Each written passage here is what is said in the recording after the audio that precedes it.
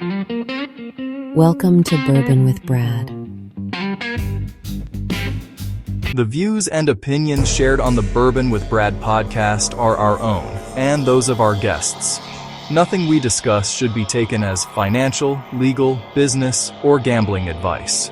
Don't make investment, business, or betting decisions based on our conversations, as you should always talk to a qualified professional. Always drink responsibly, never drink and drive, and only consume alcohol if you are of legal drinking age. AI, data, privacy, cybersecurity. Across all 50 states and federal, the law changed overnight. But this morning, you're not scrambling. One coffee, one scroll. Every new development that matters, in plain English, reviewed by an attorney linked to its official government source. That's Docket Daily. The 4 pillars, every morning, one place.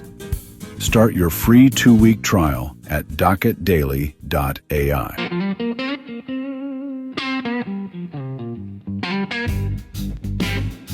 And we are back in the studios. Back in the studios. Just you and I tonight here, Perry. Oh, I know we've had a great run with some wonderful guests and folks visiting us here in the studios. Yeah, capped off last week with TJ, who Yeah. just another one of these people. Every person we have come in here, I could sit and listen to talk for hours. For sure. And we do. Oh, we do. I know. We could have gone on and on and on, and the camera started yelling at us at the end of the 5th segment, and that was it. Yeah, we had to make kind of a rapid exit. That was it. So and usually the 5th segment doesn't last that long. No. Usually we hightail it out of here. We know we're about ready to go off to Assholeville, so we got to get to bed before we do that. Yeah, we don't want to fall off that cliff. Right? It's not pretty. But that was great. Yeah, It was great. We do have the one and only Loubricity joining us here in a little bit. Of course. Yep. We are going to start off a little bit about what's going on in the AI world, since we really hadn't had a chance to. There's not much happening in it. Not at all, right? We could just gloss that over. Let's start with the biggest headline of the week, and that is SpaceX going public Friday. Yeah, how about Eric found the prospectus and sent it over for us to read, which I did not. I was so busy this week I didn't have time to do anything. But still pretty cool, right? Yeah, it's amazing. Yeah, I mean they're this next week, right? That's Friday. That's this week. Oh, nice. I know, the 12th. They're releasing $75 billion worth of shares valued at, when the company being valued at $1.75 trillion. Oh my God.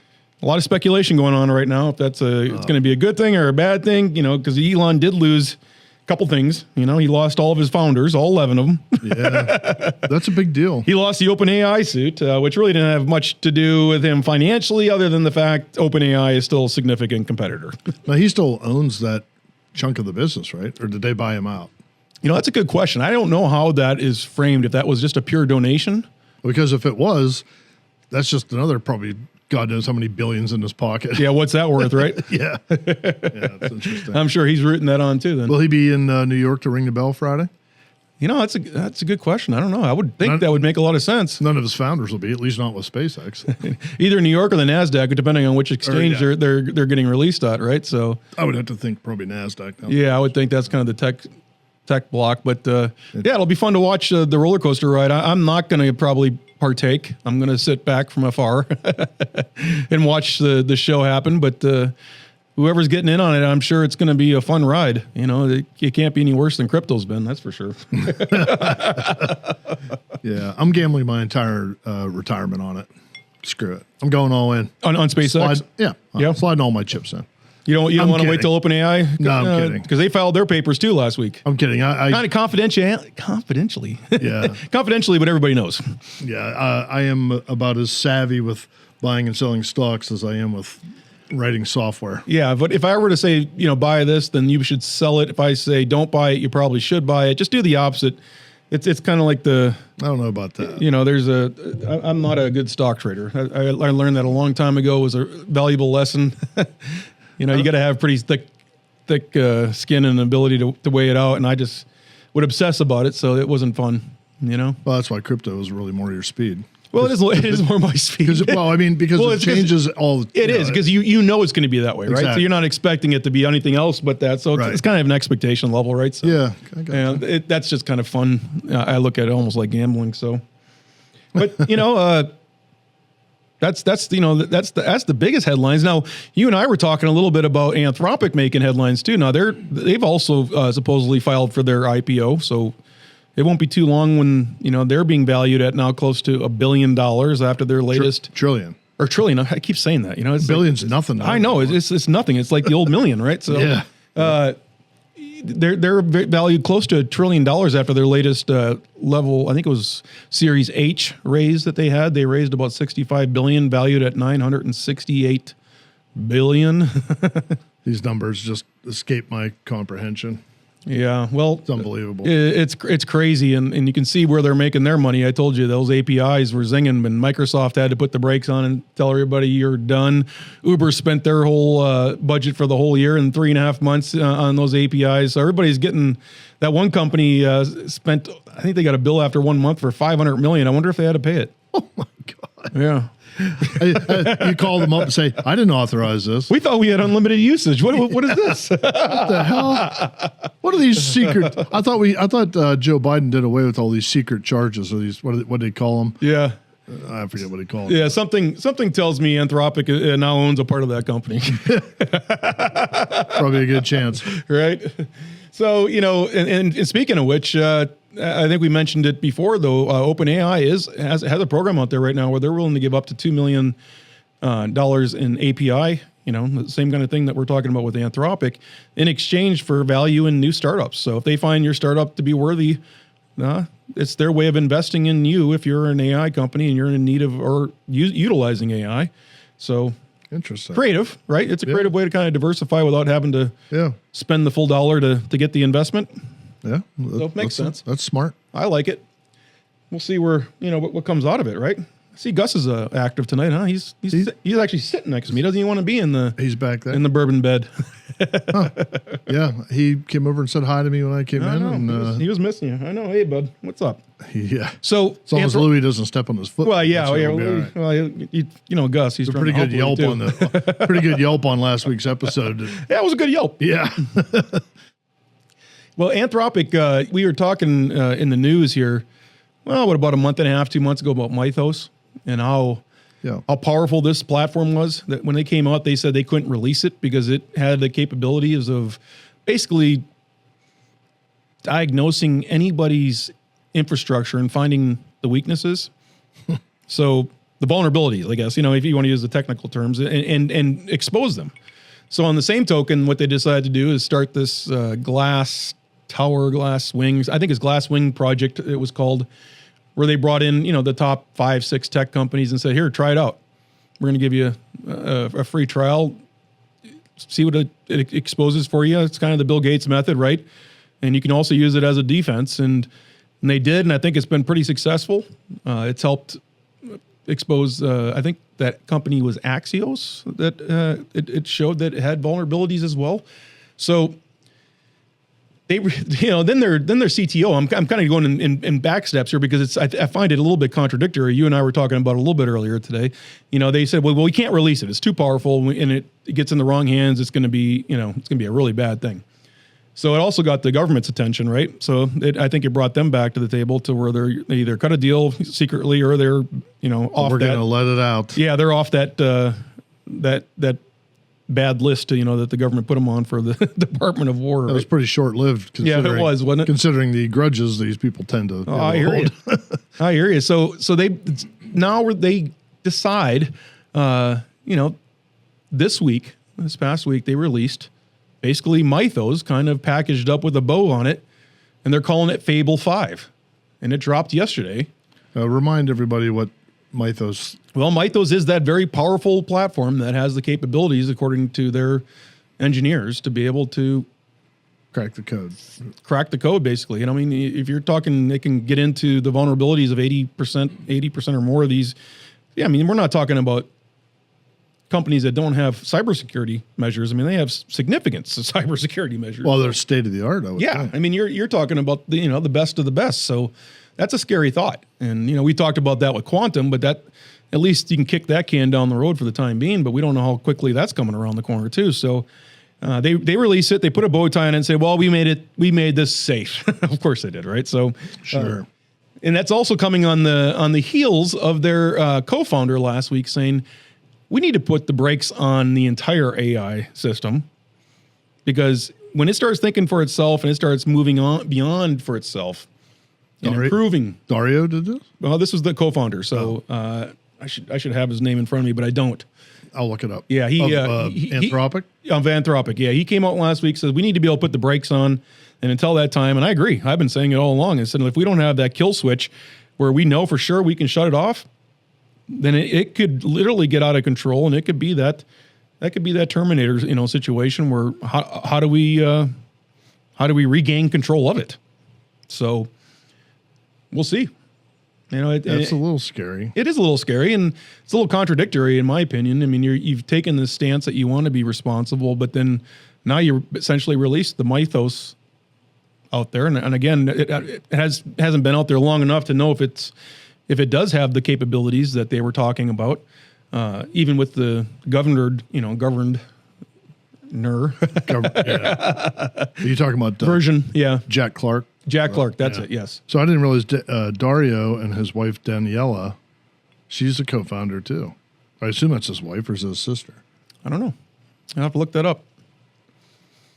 Smart team though. Jared Kaplan, Sam McCandlish, Chris Olah, and Tom Brown. Those were all seven co-founders, all former OpenAI employees. Very talented group. You could tell he picked an all-star team because you don't get to where you're at this quickly. Oh, no way. It makes this big of an impression on folks that are very, one of the early episodes, very particular about what they do and what they want to do. Yeah. One of the early episodes of the show, you guys talked about how he went from basically being zero value to 300 billion or something. And what was it? 3 years? Quick. 2 years? Yeah, it's been a 3-year period. Yeah, that's crazy. Why can't I do that? Right? I want to figure out a way to do that. Well, you cracked the code too for everything, and it's the Bill Gates formula, right? All of a sudden, they start throwing money at you because they got to protect their treasure.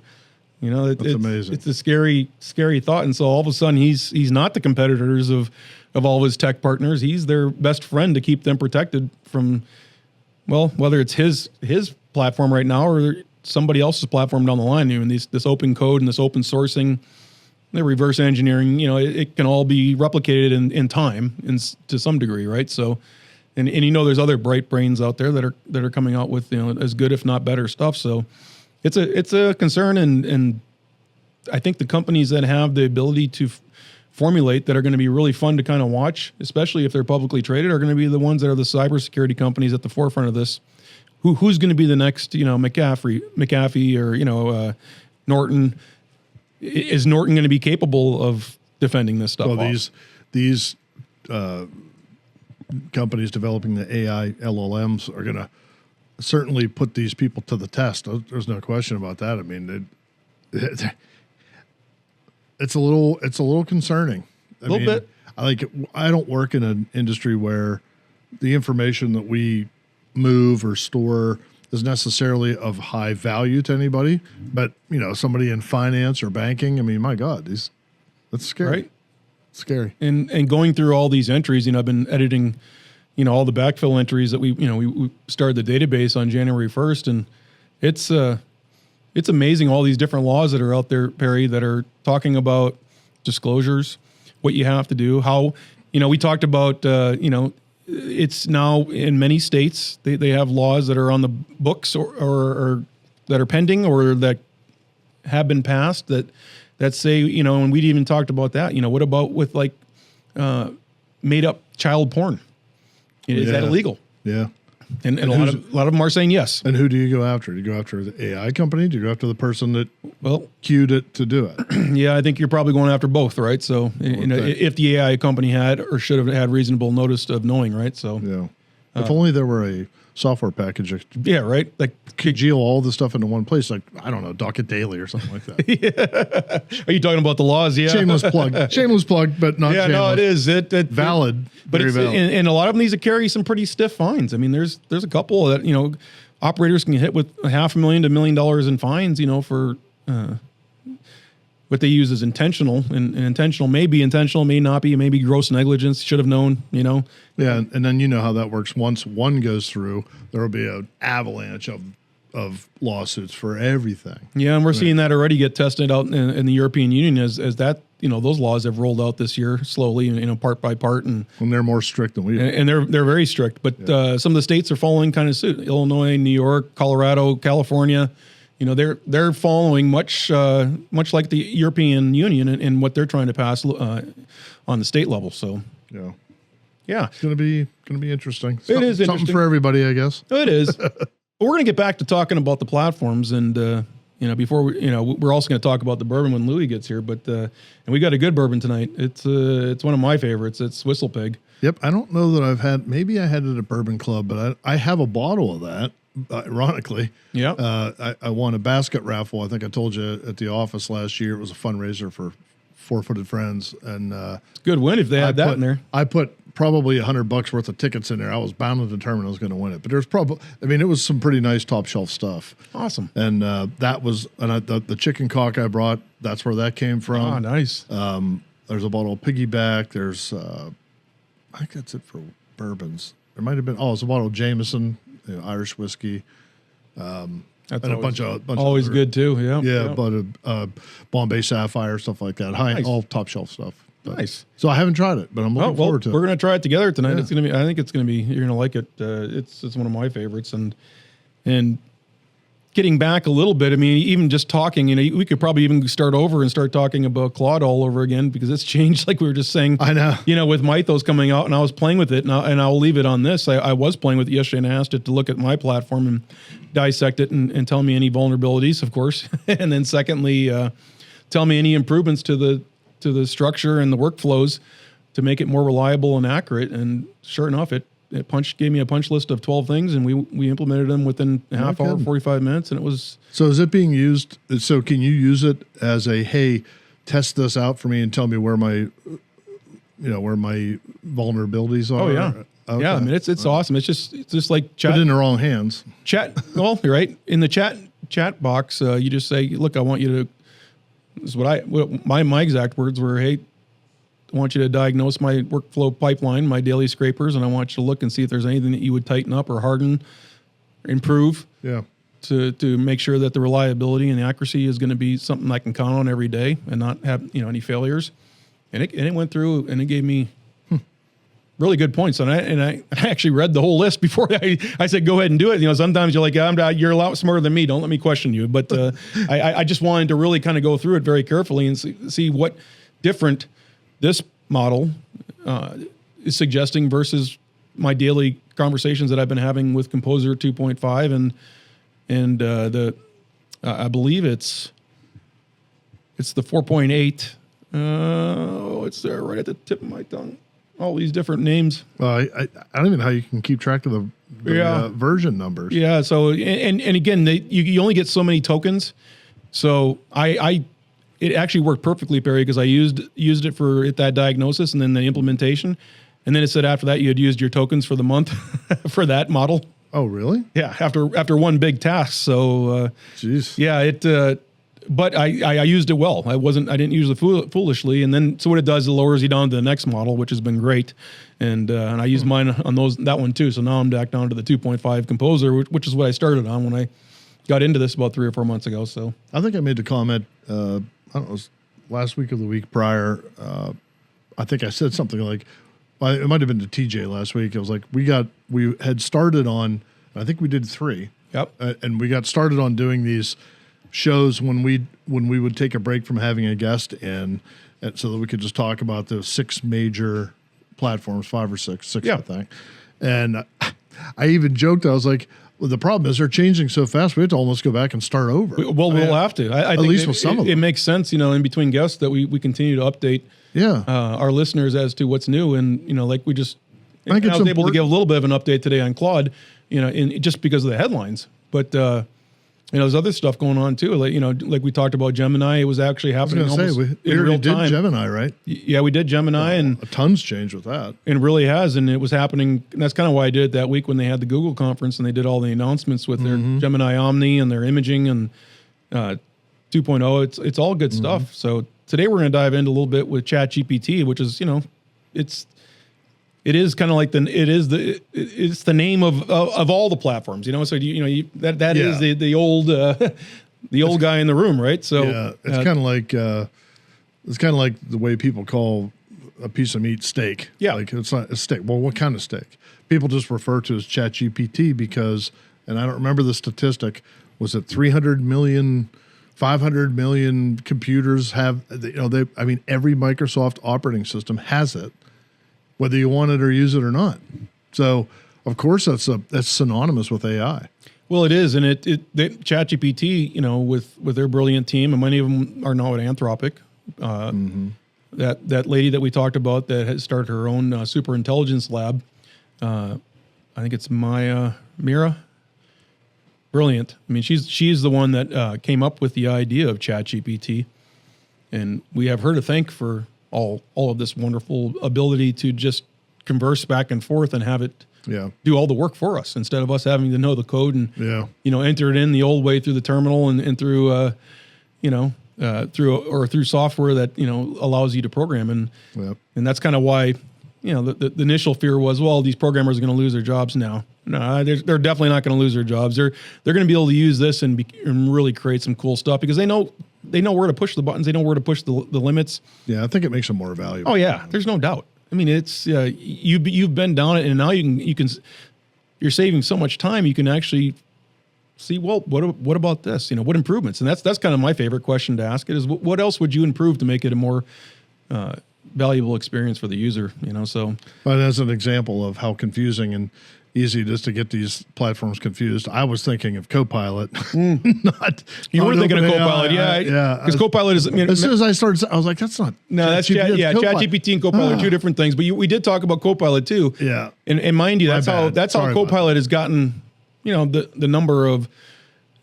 They inherited it. It's nice. It's nice to say. It's nice when you have Microsoft pretty much on every workplace computer, right? And probably most home computers too. Yeah. I mean, who doesn't have Word or the Excel and PowerPoint? I appreciate you not saying, "Hey, dumbass, that's Copilot." That's no, not it's ChatGPT. It's not, but it's an example of how easy it is. But ChatGPT has become synonymous, Perry. It has because I think it was the first one. It was the first one. And it seems like a long time ago, but it's really not that long ago. We're talking 2022, 23. I remember Garrett. Yeah. That was the first time I'd have been exposed to it. Was when my stepson, Garrett said, "Check this out. Look what you can do." He's like, "I could use this to do all my homework." I'm like, whatever. And then that was when I sat down and told it. I just typed in, "Write me a 10-page essay on the influence of Nazi Germany on Europe," and it just starts writing. I was like, "Wow, this is freaking cool." So yeah, ChatGPT is kind of like, if you say ChatGPT, people know you're talking about AI. Well, they definitely know you're talking about the form of AI, and it's that conversational, text box prompt, whatever you want, whatever you've become used to it when you're out there, and it's kind of created its own little lingo on its own. Are you good at prompting? Are you good at contextual prompting, where you're adding material to it, and now it can go out and research material? I mean, it's pretty powerful. And we talked about them now implementing visual into it, so now you can upload a video, you can upload pictures. I even told you. Anthropic about 3-4 weeks ago actually just said, well, let me take a look, and it got onto my screen and started going around and looking. It was pretty wild. That's amazing. Yeah, it's amazing. So great stuff. Certainly helps when you're kind of at a loss for words as to explain the problem that's going on, and it can now put its eyes, and I use that very lightly.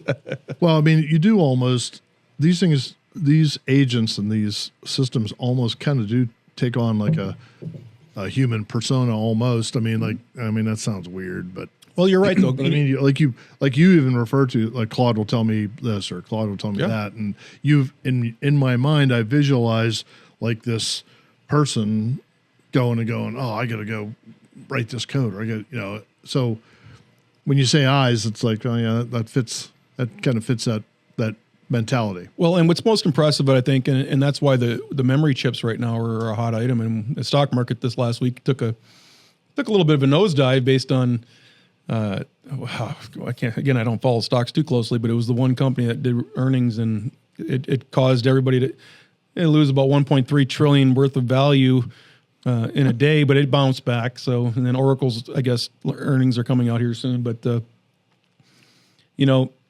memory chips are now in high demand because where they're really personalizing the experience, whether you're talking with ChatGPT, Copilot, or any of these other ones, it's the memory.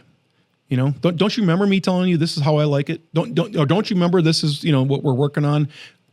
Don't make me have to repeat this over and why do I have to keep telling you the same instructions when I just sound like my wife? Well, but it's improving. You just even in the since I've been working on the platform, in the last 3-4 months, you could see the memory that's being implemented because now it's actually keeping a memory bank of the most important things. And I think it's going to expand to the point where it's going to have that recall. And once it has that recall, that's a really, really powerful tool now, because now you're always building instead of having to recreate.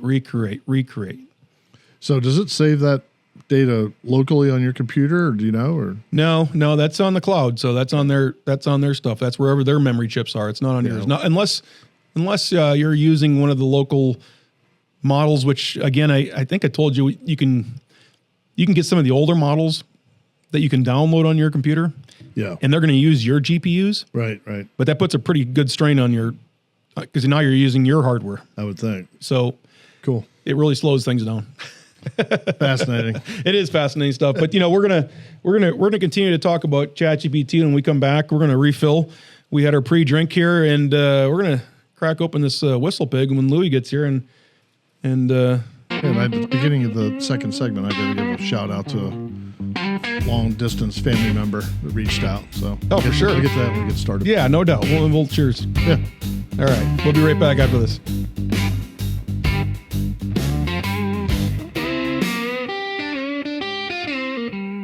AI, data, privacy, cybersecurity. Across all 50 states and federal, the law changed overnight. But this morning, you're not scrambling. One coffee, one scroll. Every new development that matters, in plain English, reviewed by an attorney linked to its official government source. That's Docket Daily. The 4 pillars, every morning, one place. Start your free 2-week trial at docketdaily.ai.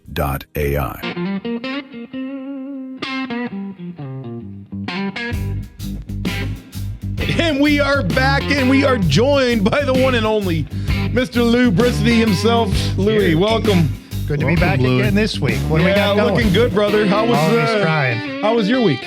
My week, you mean this week or last week or the weekend in between? How about my last 7 days? Yeah, how was your last few days? Huh? My last couple of days have been pretty good, actually. Yeah. It's been a little bit hot here in town, and my air conditioner, can you believe the hottest 3 days we've had?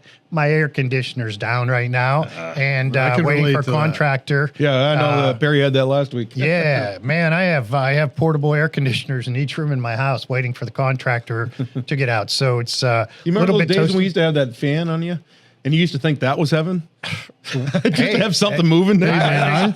So last week I thought mine crapped out. I got home from work last Monday or Tuesday, and I said to my wife, "This air doesn't feel real cold coming out of the vent." And she's like, "Oh, I don't." And she doesn't know. And I was like, something's wrong. So I call my HVAC guy. He comes out and tests later that day, and he's like, "Yeah, I think your compressor's shot." I was like, "God damn it. Every time I turn around, it's another $5,000." Yeah, Barry. So $6,500. Yeah. So I had just paid for a brand new line set and all this, have it reconnected after they did it. So anyway, long story short, he finds me a unit that uses the same Freon that I already had, so I didn't have to replace. Which is important because there was a big fight there as to what Freon you can use, right? Well, and if you change the Freon, you have to change the line set, the A coil, all of it. That's the $6,000-$7,000 deal. Right. So he goes, I found a unit that uses the R410 or whatever. It's like, it's still new, it's left over, it still has a 5-year warranty, $1,600. I was like, sold. There we go. So it'd have been about $2,500 with the installation. So he shows up Monday to fix it. And this past weekend was really hot. So he shows up Monday, and he goes, "Hey, turn your air on." And I turned it on, and he goes, "The compressor's working." Here it ended up being a piece of something kind of foreign material that was inside the line said it was plugging the keeping the gas from flowing. It ended up costing me $250. I thought I hit the lottery. I was like, this is great. Awesome. I was like, this is the best $250 check I've ever written. Yeah, thank you very much. And it is cold, really cold now. That's cool. Yes. I do need to. I wish that for you, Louis, but well, I appreciate that. I didn't have a warm spell, but we did have that water spell here where our equipment almost got hit when we turned on the faucet outside. So a little remodeling in the studio. Little remodeling, and we now have the wooden bulkhead, which I think is a different look. And Huey's guys, Don Huey in town, they were here Monday morning. They didn't waste any time. And those two gentlemen are pure craftsmen, and thank you guys. You know, you guys. It looks beautiful. You put everything back together while I was ripping it apart, thinking, "Oh my goodness," you know. Yeah. I came down here. People that are meant to do certain things in life, and certain people are meant to tear down. Others are meant to build up. Right. And, I'm meant to just watch that kind of thing. Right. And I came in here to get I came in here to get my camera last Saturday or whatever it was, and I was like, "Oh my God!" It was close. It was everywhere. I mean, there was white plaster, wet plaster everywhere, and it was not what you want to see on a Friday evening, right? Right. So all things considered, it'll be a little bit hot, which is what do they say? That's a first world problem. It is a first world problem. It's been a good 7 days. You know what's also hot is the data center in the AI world, you know? So they are, aren't they? Tell me what's going on. So there's so much, Lou. We only got through 2 of the headlines of the 4 that I wanted to even talk about, and that is the SpaceX IPO is happening Friday, so it's dropping. So if you want to get into the market with Elon and his conglomerate of companies that he's joined in, I think it's XAI, SpaceX, and we said Starlink too, right? Yeah, I think I heard he's rolling all 3 into. Yeah, that makes sense, one, right? Because that's a perfect pairing. So. Are you a Starlink subscriber? No, but we looked into Starlink when we're working on Newton because of the remote locations of some of these well sites. Oh yeah, and where you can micro tie in. And that's why I said the data centers don't care how you tie into the grid. You just need to get into it, and the communication back and forth as to what that message is not actually that big, so it doesn't need that constant Ethernet for what would need to be served on the one level of computing. So. It's not going to be the supercomputing for sure, that the cutting edge frontier models are doing, but it certainly is in high demand still for what everybody else is doing, and we were seeing that. And that was the other headlines that we're talking about is all these new models, including Mythos coming out when Anthropic didn't want them to come out, but then you got to wonder if they're just releasing it right before their IPO to create a little bit of a buzz or right before Elon's. Right. So SpaceX is coming out Friday? Friday. Dang. I know, it's right around the corner. 48 hours. 48 hours. We're going to see the first company coming onto the stock market with a valuation of $1 trillion before they even go public, right? That's the T. It's unbelievable. Actually, in the first segment, Brad was talking about, I think, Anthropic, and he said something about over $1 billion, and I was like, "You mean trillion?" He's trillion. Like, "Yeah, trillion." Like billion isn't even a thing anymore. Yeah, isn't it funny how it doesn't even matter anymore? We went from an M to a B to a T, right? Yeah. Inflation's crazy. Be honest. I knew it. Yeah. I knew the gas pumps were hitting hard, but I didn't realize it was this bad. No matter who the president is, there's certain inflation. Right. Some inflation is good though, but. No, that's interesting that's coming. What do you think is going to happen next week? On this Friday, it's coming out. What are they selling? 500 million shares or something like that? Yeah, they're selling $75 billion worth of shares at the valuation of $1.75 trillion. So I don't know how many. I think it's like 500 million shares. Right? I think I saw right? Some 500 some odd million shares at $1.35. Yeah. If you were a gambling man, what would you think might happen by next Friday, 7 days later? What do you think might? There'd be a lot of billionaires running around. Well, and that's what they said in one of the headlines. They said once they go public, he's going to instantly cash out all the people that all of his employees that have gotten shares over the years and this and that. He's instantly going to turn 4,000 people into millionaires. Am I million or billion? I think they said million. I think I saw 1 million. But still, that's 4,000 people. But for employees that are, or that have been along for the ride, that are putting all that work into it, I think I'm right on that one. Sweat equity. He makes 4 million or 4,000 billionaires. Boy, this world's going to change. Yeah, that's true. That wouldn't add up. You know what? Here's one of the things I think is very interesting about that, and people don't think about that. I know there's some people that say, "Oh, those people are getting rich really quick," but that's going to create a tax event, right? Well, it is. How much? So now we got a capital gain. You got a capital gains tax. If there's a $1 billion tax event, that's going to be a lot of tax events. That's how this situation works. In tax revenue, right? You get taxed initially. You get taxed when you buy. You get taxed when you sell. You get taxed when you're just sitting in it. Let's face it. You get taxed when you die. Our government already spent that money anyway. Yeah, well, of course they did. Sure, like 10 years ago. No, they probably did, but it's going to be. Yeah, cool. This is going to be an interesting thought, though. This is going to be a fun ride to watch. And when you ask about where it's going to be next week, I think that's the nebulous gray zone that you want to try to play for the short run, right? So, and I was telling you guys off air, I think it's a 60-40 play, in my opinion. And I have no... You're saying 60% you believe it'll be positive over the next week? I think 60% is negative. And I'll tell you why, because there was two things happening against Elon big in the last couple months. Yep. One was the OpenAI case that he lost hands down by statute of limitations, which if that was even in play, I'm not even sure why he brought the case other than just for headlines, right? And maybe he did that for just headlines. That wouldn't be. Like, I wouldn't underestimate. Which I wouldn't underestimate. Possibility, right? Second of all, he's lost 11 of his founders. Is that right? All 11, not all just, of them. Yeah, all of them. So they're no longer with the company. And so you got to wonder if the deal he cut. So what made me scratch my head, the other day, 2 weeks ago, when he cut that deal with Anthropic and he leased out that whole Colossus, that 220. Yeah, that's the part that hasn't been answered yet. Yeah. So why is XAI not using that? Why is SpaceX not using it? Why is Starlink not? Why is Tesla not using it? Well, we can understand the EV stuff because that's obviously turned sour since the new administration's coming in. But what is the path going forward for SpaceX? But wouldn't he leasing that all to Anthropic improve his valuation going into this IPO? He is getting, I think, somewhere around $1 billion a month for that. So it's not like he's leasing it out for nothing, it's right? Not like $1 trillion, but no, but it's $1 billion per month. I could live on that. But it's so passe, Perry. No, but it sounds like a lot. But when it comes to GPU, it's not about paying for it; it's having access to it, right? And so if you have the company that has the need for it, so we got to ask: is SpaceX really just in the reselling business of creating GPUs and turn it around and sell it? Because the way they set it up down in Memphis, I mean, it's all these makeshift, temporary, and I use that kind of lightly, quote unquote, turbines, because he hasn't set up permanent shop because they're underneath the permitting process where they don't have to, Well, I think and he's caused an uproar down there because they're throwing off smoke and they're throwing off noise, I think the assumption was that he was building the Giga Center or whatever for himself. Well, and that was the assumption. I mean, for him to lease the entire thing to Anthropic, right? Something's up. So that to me is a big red flag. Yeah.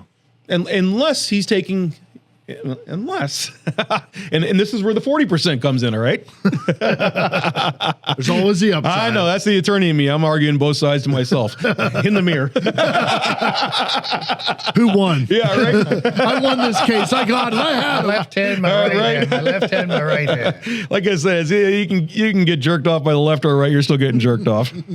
But anyways. The end result's the same. Hey, can I ask a question, though, Brad, for some of our listeners that may not, maybe first-time listeners, and maybe a little bit novice in this whole area? First of all, welcome to all of you. We appreciate you. Yes, we very much appreciate you. But tell me and them what you mean by a GPU that whether he bought, created, leased, or whatever, and he's reselling, leasing, whatever. Tell me what you mean by that. The one thing he has, and he's worked very hard at doing it. In fact, he even on his, I don't know if it's the Colossus plant or another one that he had, but do you remember the headline about a year and a half ago or a year ago, Perry, where he actually bought a gas turbine plant overseas and put it on a barge ship, to move it? Because getting turbines like the Homer City plant is building is on a 5 or 6 year waiting list. And Elon's like, well, I'm just not going to wait. I'm going to figure out another way around it. And so he's done temporary turbines, which are the smaller ones we talked about, and done a lot of them. And he's created these, significant power plants. And there's a couple bottlenecks in the market if you're in the AI GPU market, which we're talking about.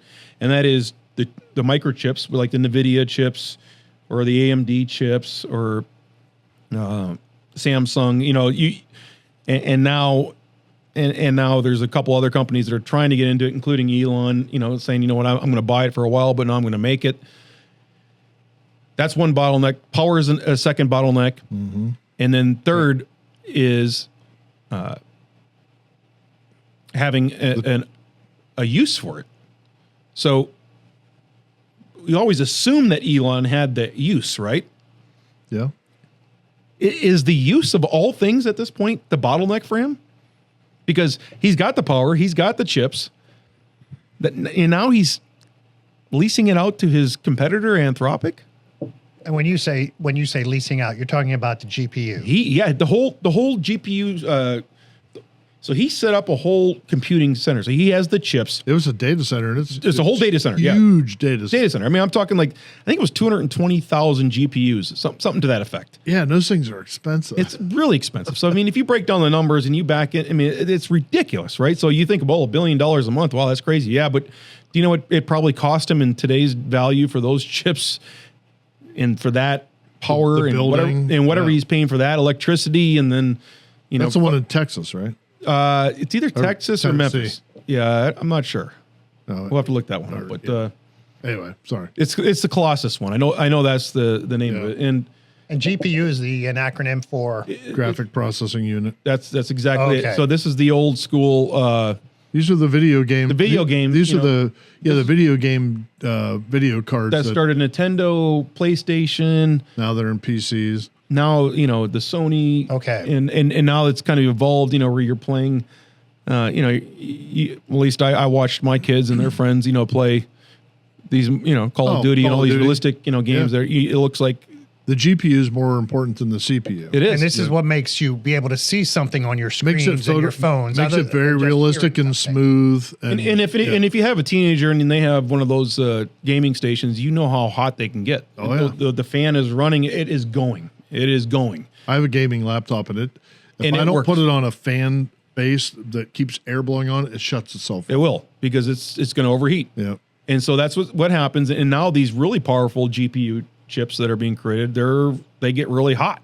And that's when we were kind of debating back and forth. Well, they're going to put them on the poles, or they're going to put them in the ocean on it. And sure enough, we how many somewhere between the equator and the pole, right? Yeah, there's a perfect spot, right? It's probably on a slow ship to China somewhere, right? That's Louis.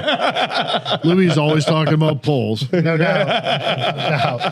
As long as they're that for segment 4, right? That's right. But, no, I asked that, and I have a couple of cousins that listen to our show, and they said, "Hey, I'm a novice at this. I want to know what a GPU is." So that's why I wanted to prompt you with that question. It is. It's the processing power of those chips that are doing the work behind the scenes. So all this stuff that, all these questions that we're firing at them, they're processing it and they're throwing it back. And now there's so many different patterns as to how that's being done. We talked about the inference pattern and how Anthropic cut that deal with the old imaging company up there up in the Massachusetts area, right? And they were not even in the GPU business. They just had created that network of all these, kind of outer laying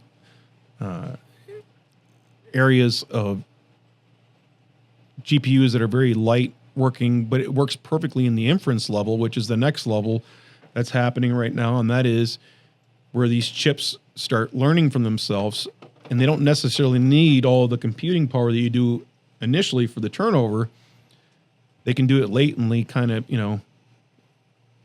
instead of one big group, they're doing it maybe like a million little spread out groups. We talked about that with the anthill. You used that as an analogy Interesting. A while back. And so I thought that was a perfect way to kind of picture ants are a perfect way to show how you can get the most out of little, right? So, and that's what they're trying to do in the chip world right now. And how can they make them more efficient? And that's where the technology is changing too, is can we get more out of this without having to use as much power and as much heat.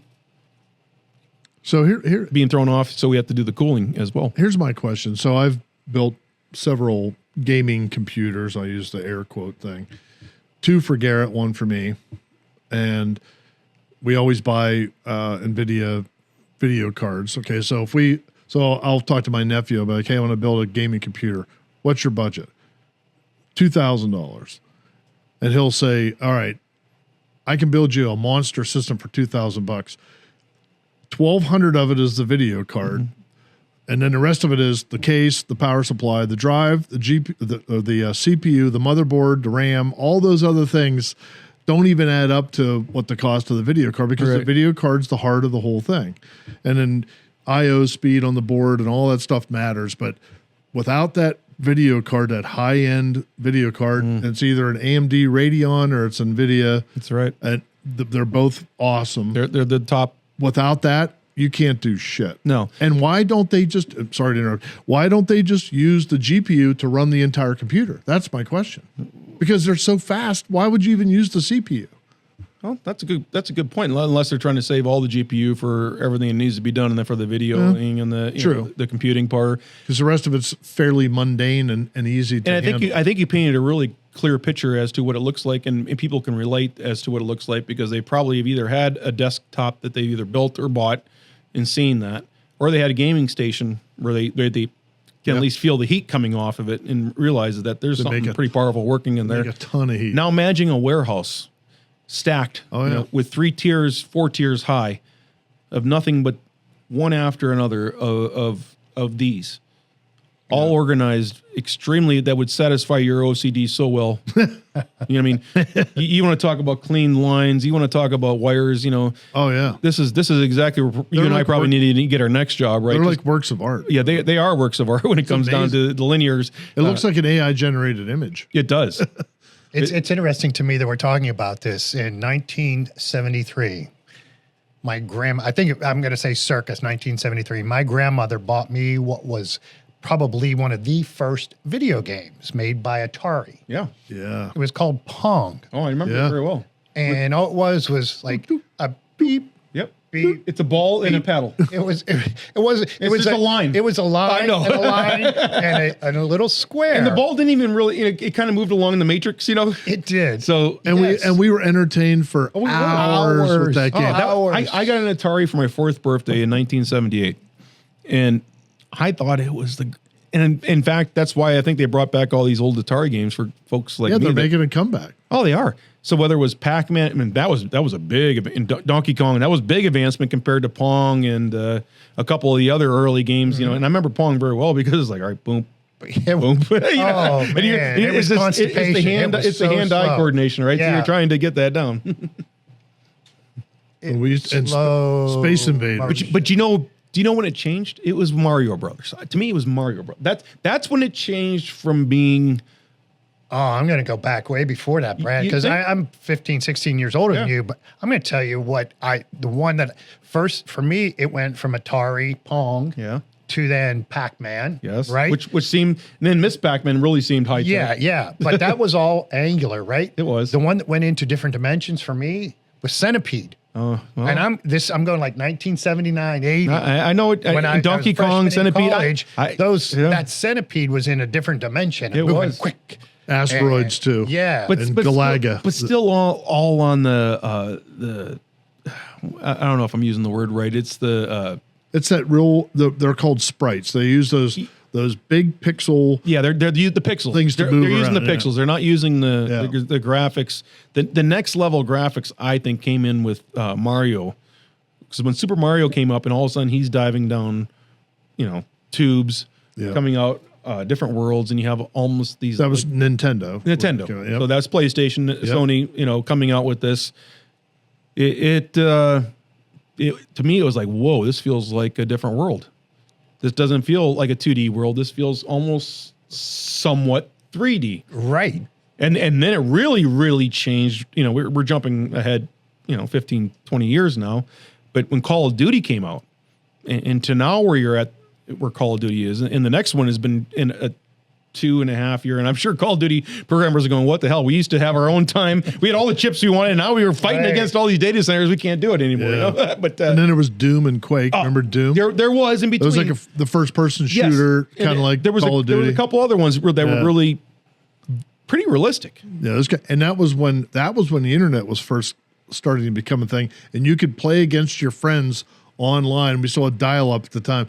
You could play against your friends and like shoot your friends around. That was like the coolest thing. It was coolest. You know thing what we should do? We should find. There's got to be some dude out there that still has everything from Pong to whatever the latest. I know who it is. I think it's Mark Zillner. Mark Zillner, yeah. I think he has it right in his basement. He has them all. Perhaps he does, but he has every pinball machine known to man, too. Right? It'd be a neat guest to have on here to kind of go through the history of all of this stuff and how it relates to what we're talking about today with the GPUs and everything. That'd be a great on-site shoot in his game room. We should do it in his game room because he could tell us about all his game room is amazing. I think he has every historically great game. It's unbelievable. What's he at, Perry? About 1,500 pinball machines? He told me at one point years ago, oh God, it was maybe 10 years after we were out of high school, that he had 450, and most of them were in a warehouse in Pittsburgh. Yeah. Now, since then, he's collected all this, all this Americana, I don't know what else to call it, all this stuff, and he built that room to display it all. It's like the greatest showcase of it is amazing. It's amazing. Back in time, right? But still, I don't think he and it's better than any arcade I ever walked into. Oh, remember that Big Boy restaurant over in Katanning? Yeah, he's got the Big Boy in there. He bought the Big Boy. What is that? 25 feet tall? Is that in his basement? Oh no.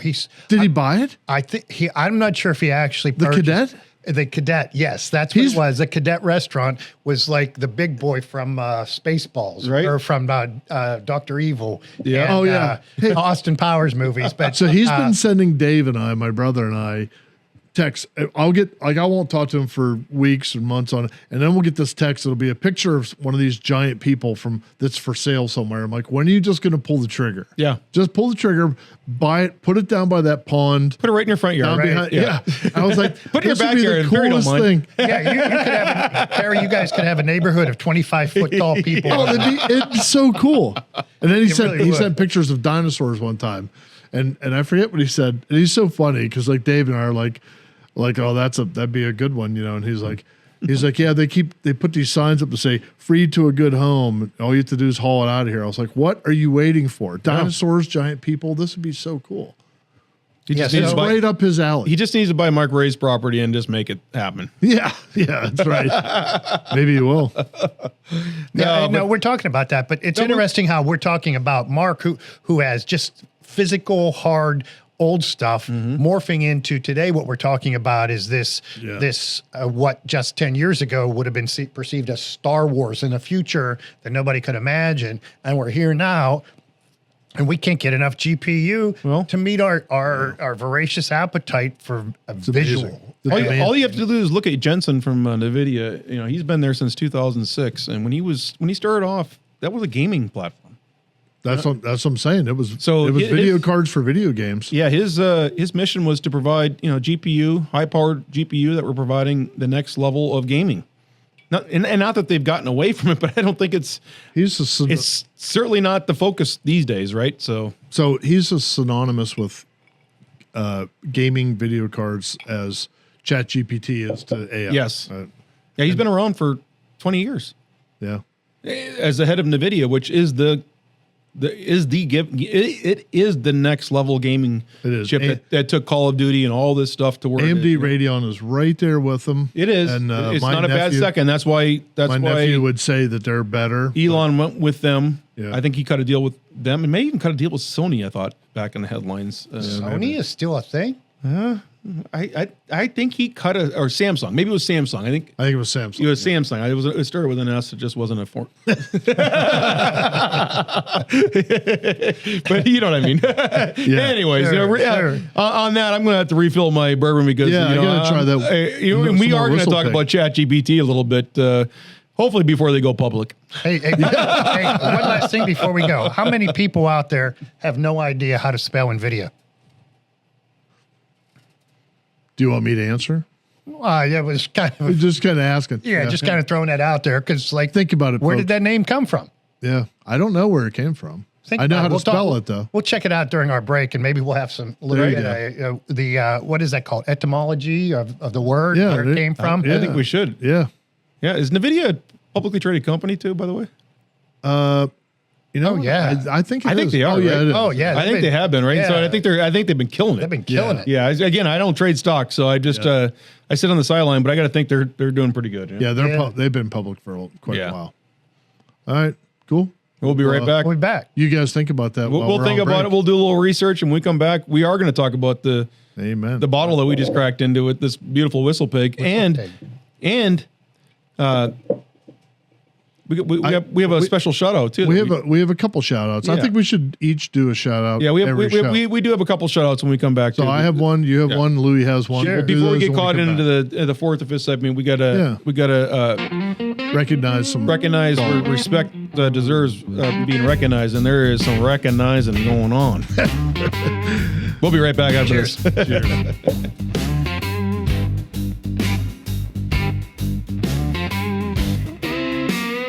AI, data, privacy, cybersecurity. Across all 50 states and federal, the law changed overnight.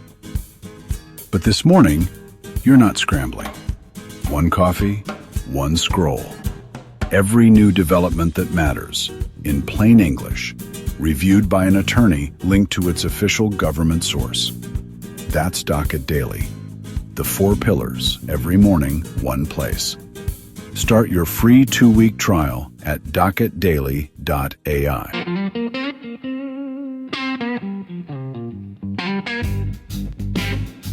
And we are back. We are back. My blood pressure's up. Oh, my The bourbon-ometer's down, but you know what? It's all good. That's what happens when we talk about healthcare. I know we were talking about healthcare on the off.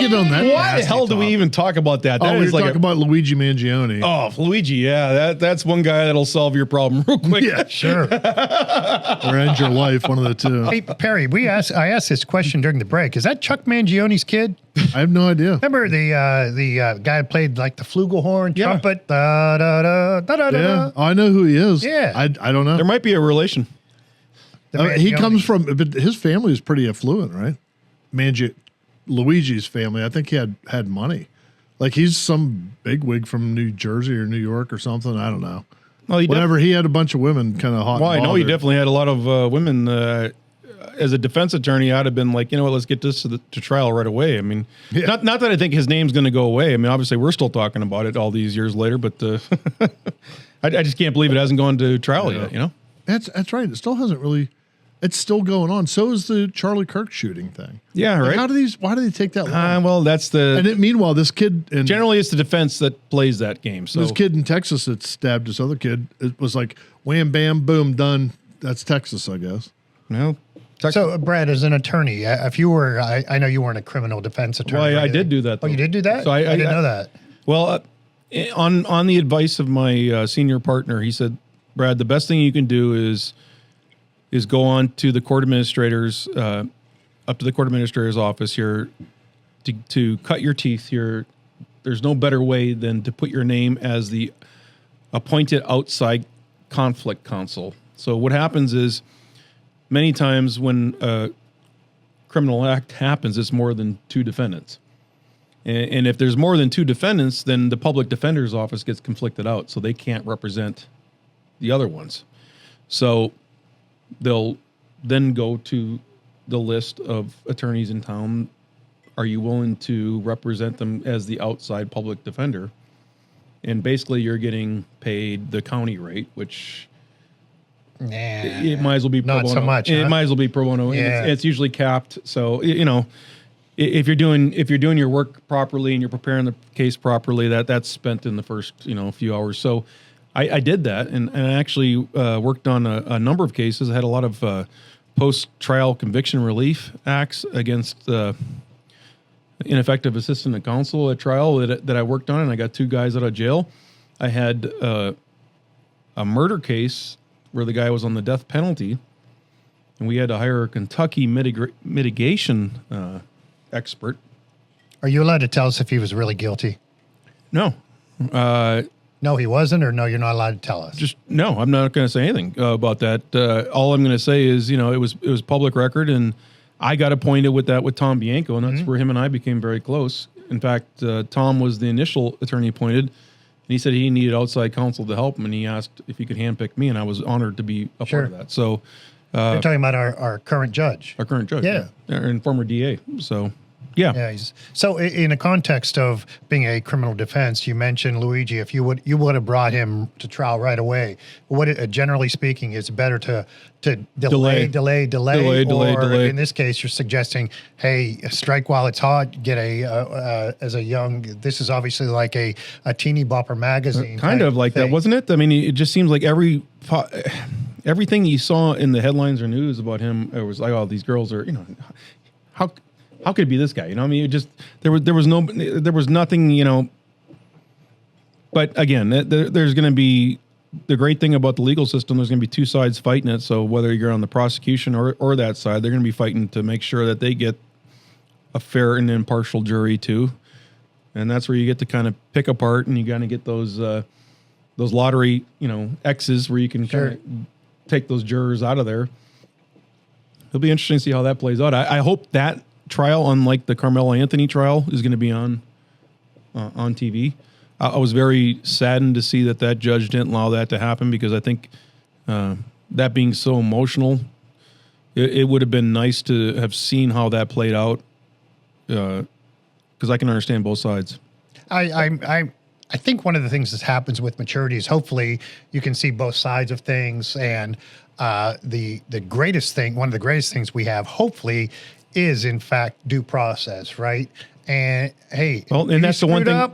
Pay the price. If you didn't, let's figure out that happened. That's the one thing you're guaranteed. Right? If you mess up and you are in trouble with the law, you are guaranteed representation, and you are entitled to that, whether you're guilty or not.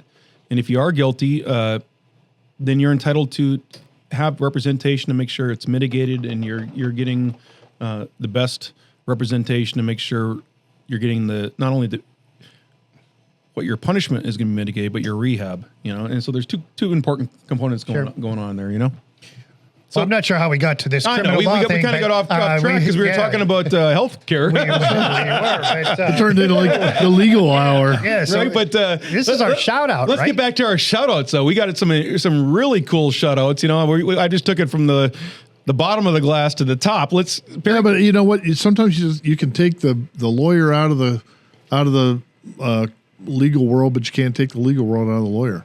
You got to. That's what you are, man, and you're good at it. Well, they embed that into you. Trust me. You go to law school, they change your. It's fascinating. Your wiring, Yeah, and I love that about you. Well, thank you. So the other day, I got a message on Facebook from my nephew. He's a nephew. I don't know how that works. If it's a nephew to an ex-wife, is it an ex-nephew? I don't really know. Great kid. I was part of the family when he was born. And his older brother he's the youngest of three. The sister was the oldest, and he has an older brother who was the middle child. And he was just a little boy when Carson was born. So Carson Downey reached out to me, telling me he stumbled on our podcast, and he's active Army. Thank you, Carson, for your service. No doubt. Thank you. Here's to her soldier and all the boys that are out there serving. Yeah. Yep. And he's stationed in Louisiana at Fort Polk. We wouldn't be here without you, and there's not a day that goes by that I never think about that. That's for sure. And it's often understated, I think, right, by the majority of the citizens. I think they're the most underappreciated bunch, because I mean, if you look what really values, we talk about these tech guys getting all this money. Where the money needs to go is to the guys that are 100%. Yeah. So anyway, he reached out and said, "Hey, I became a bourbon guy." He was stationed at Fort Knox in Kentucky, which is like Bourbon Central. And he's like, "Oh, next time in town, we'll have to," as he put it, "sling some brown," which is pretty interesting. Never heard that phrase Sling before. some brown. That must be an Army thing. I don't know. I kind of think that's what I do. I don't sip it. So fun fact. I'm sipping tonight. When they had I know Louis on a sipping tour. Yeah. When they had there was some kind of a ceremony at Omaha Beach in Normandy a couple years ago. Yeah, I think Dan and Tim McQuaid went. They did. Yeah, it was some anniversary of 100, or it wasn't 100. Yeah, the storming. And, yeah. That's where my judge was. You know, our military had paratroopers that jumped to recreate that, and Carson was one of the ones that jumped. It was in a paper here locally. It was really cool. He was that is awesome. Yeah, and his older brother Chase is active Army as well. And so shout out to you guys. Kudos to you boys. I mean, you guys. I got to be good friends with them. You guys are the real heroes. Yeah. I mean, we can talk about all this other bullshit and tech and sports. It doesn't matter. You know, when it comes down to it, there's a reason that we can talk about this stuff, and it's because of these guys. You know, I mean, it's because of that. You know, we're going to be celebrating our 250th, right? Yeah, where would we be? Where will we be without all the folks that have fought for us from 250 years ago till today, right? Yep. And hats off to my stepkid's father. He was a Chinook pilot in the early days of Afghanistan. Fantastic. He was here this weekend. Yep. Big weekend. Garrett graduated. Yeah. Glad to get past all that. But I mean, it's a lot. I mean, it's the graduations are waiting in line. Alphabetical. It's like being back in kindergarten again. I've said that to you guys before, but all that build up, and then like it's over. It's over. No like doubt. real life's about to happen, pal. I know, but Perry, you can't wait, right? Perry, I'm going to follow up on your question about is your nephew, because you're now divorced and all that. I interestingly had a conversation just last night with a friend of ours who's going through a lot of these things, and his biggest stressor, Brad, and you were with us last night, I'll leave his name out, but his biggest stressor was his nephews, that he's about to go through the divorce process, and he's wondering what's going to happen because his nephews were his wife's family, and he was trying to figure out the same thing that you thought about. That's a and great I would point. tell you this is, once an uncle, you're always an uncle, no matter what goes on in between. And I salute your nephew, and that can give me into my shout out to my nephew. Yeah, and that's right. Everybody. And I'm going to morph into a little bit into the U.S. Open, which is coming up. And my nephew had a shot, made it down to the finals of the national qualifying, and he had a great show. No, but he had a great showing, and he played 2 solid days of golf, and came up a little bit short. And I'm guessing it was probably putting, right? And so it always comes down to that. Just a couple putts that are. It is a couple that are right there, and you just get that one that just kinda, gets you going. And not that I know what that feels like. Not for me. My game's over after 2 holes. My game's over. Right. Yeah. No, but Matt's a stud. He's legit. You know, he's kicked ass on the junior on the mini tours, I guess is the official term. And like I told Lou, I said, look at Eric Cole. I mean, he just broke through at 34, and Matt's pushing 29, 30, and I would just say to Matt, keep doing it. I mean, because you are one tournament away from being on the big stage, and I'm telling you, he's that close. It is. And my shout out, I guess, would be not to my nephew. It's to him for trying and getting that far, but it's to those guys that made it. I can't think of a harder way to make a living on this planet than trying to be a professional golfer. Well, it is one of the very few things where, as much as success is defined, failure is immediately defined. And those guys that work their way through the countless hours of being on a range and even the best golfers only win what percentage of the time? It's I don't know what the number is. It's so small, right? So it is. So I mean, what you would look on a normal scale of success and failure, golf, it kind of flips it on its head because it's a truly brutal. It truly is a 99% failure sport. It is no doubt. So my shout out is to all of those guys that grind every day at the range and get calluses on their hands. And my son's one of them. Yes, Harrison is. My son's one of the hardest working. Sure. And he's about to try and qualify for the Pennsylvania Open, I understand. I think that's on his it's on his schedule here in the next week or two. And I told Harrison, I said, it doesn't matter what you do in golf, you already succeeded because you're getting through college and you're going through that, and he's made some great friends. He's got a great mentor in his coach. But where he's really won at life is learning how to work. And that is work. And that work ethic, if you can do that grind that it takes, at least what he does, and it's special. It's a lonely existence. It really is a lonely existence. So if you can do that, it's like you against the world. Well, it is. It truly is. And so that's who my shout is to everybody, all the guys that made it through the different levels, and now they're going to Shinnecock for the U.S. Open. And hey, I don't know if you guys saw this. Young high school kid down in Florida. Yeah. And guess who was on his bag? Charlie Wood. Charlie Wood's Tiger's son was looping with him. Now, I'm curious to see if he takes him to Shinnecock. Well, I hope he does. Or if he goes the more professional caddy route. I think he goes with Charlie Wood. I mean, how can you not? What a great story. Those two are going to be rock stars at the prom. Yeah, right? Because Charlie... at the prom. They still have to go to a prom. Yeah, right? It's probably over now. I know. They're talking about their prom. And by the way, let's go play this little tournament called the U.S. Open, right? Are they in college yet? Well, next year's prom maybe, but... No, but I mean, it's pretty cool to have Charlie Woods on the bag, right? Yeah. And he was excited. You could see he was genuinely excited for his buddy to make it. So where's his game? Is Charlie? Oh, his game is wonderful. Pretty solid. Yeah, I think he's going to be a Florida State freshman next year. Is he a senior this year in high school? I don't know. Usually with golf, they start recruiting you 10th, 11th grade. So he's probably 10th or 11th right now. Yeah, I didn't think he was. Could be. Yeah. Interesting. Yeah. That's awesome. Yeah. So my shout outs to everybody that worked their ass off to get to the U.S. Open at Shinnecock. We're going to be watching you next week on Father's Day weekend. It's hard to believe it's been a year since they were here at Oakmont. Yeah, it's been a year That's since a fast Oakmont. year. Yeah. So that's my shout out for this week. That's a great shout out. And what do you got, Brad? And congratulations, Matt. What I have is our beloved Indiana, Pennsylvania high school baseball team has gone to the state finals for the third year in a row. Small school to the finals 3 years in a row. I know. Amazing. Big shout out to Danny Petrov and his leadership in the team. I mean, my goodness, the talent level. I mean, I don't think there is a weak spot in that lineup.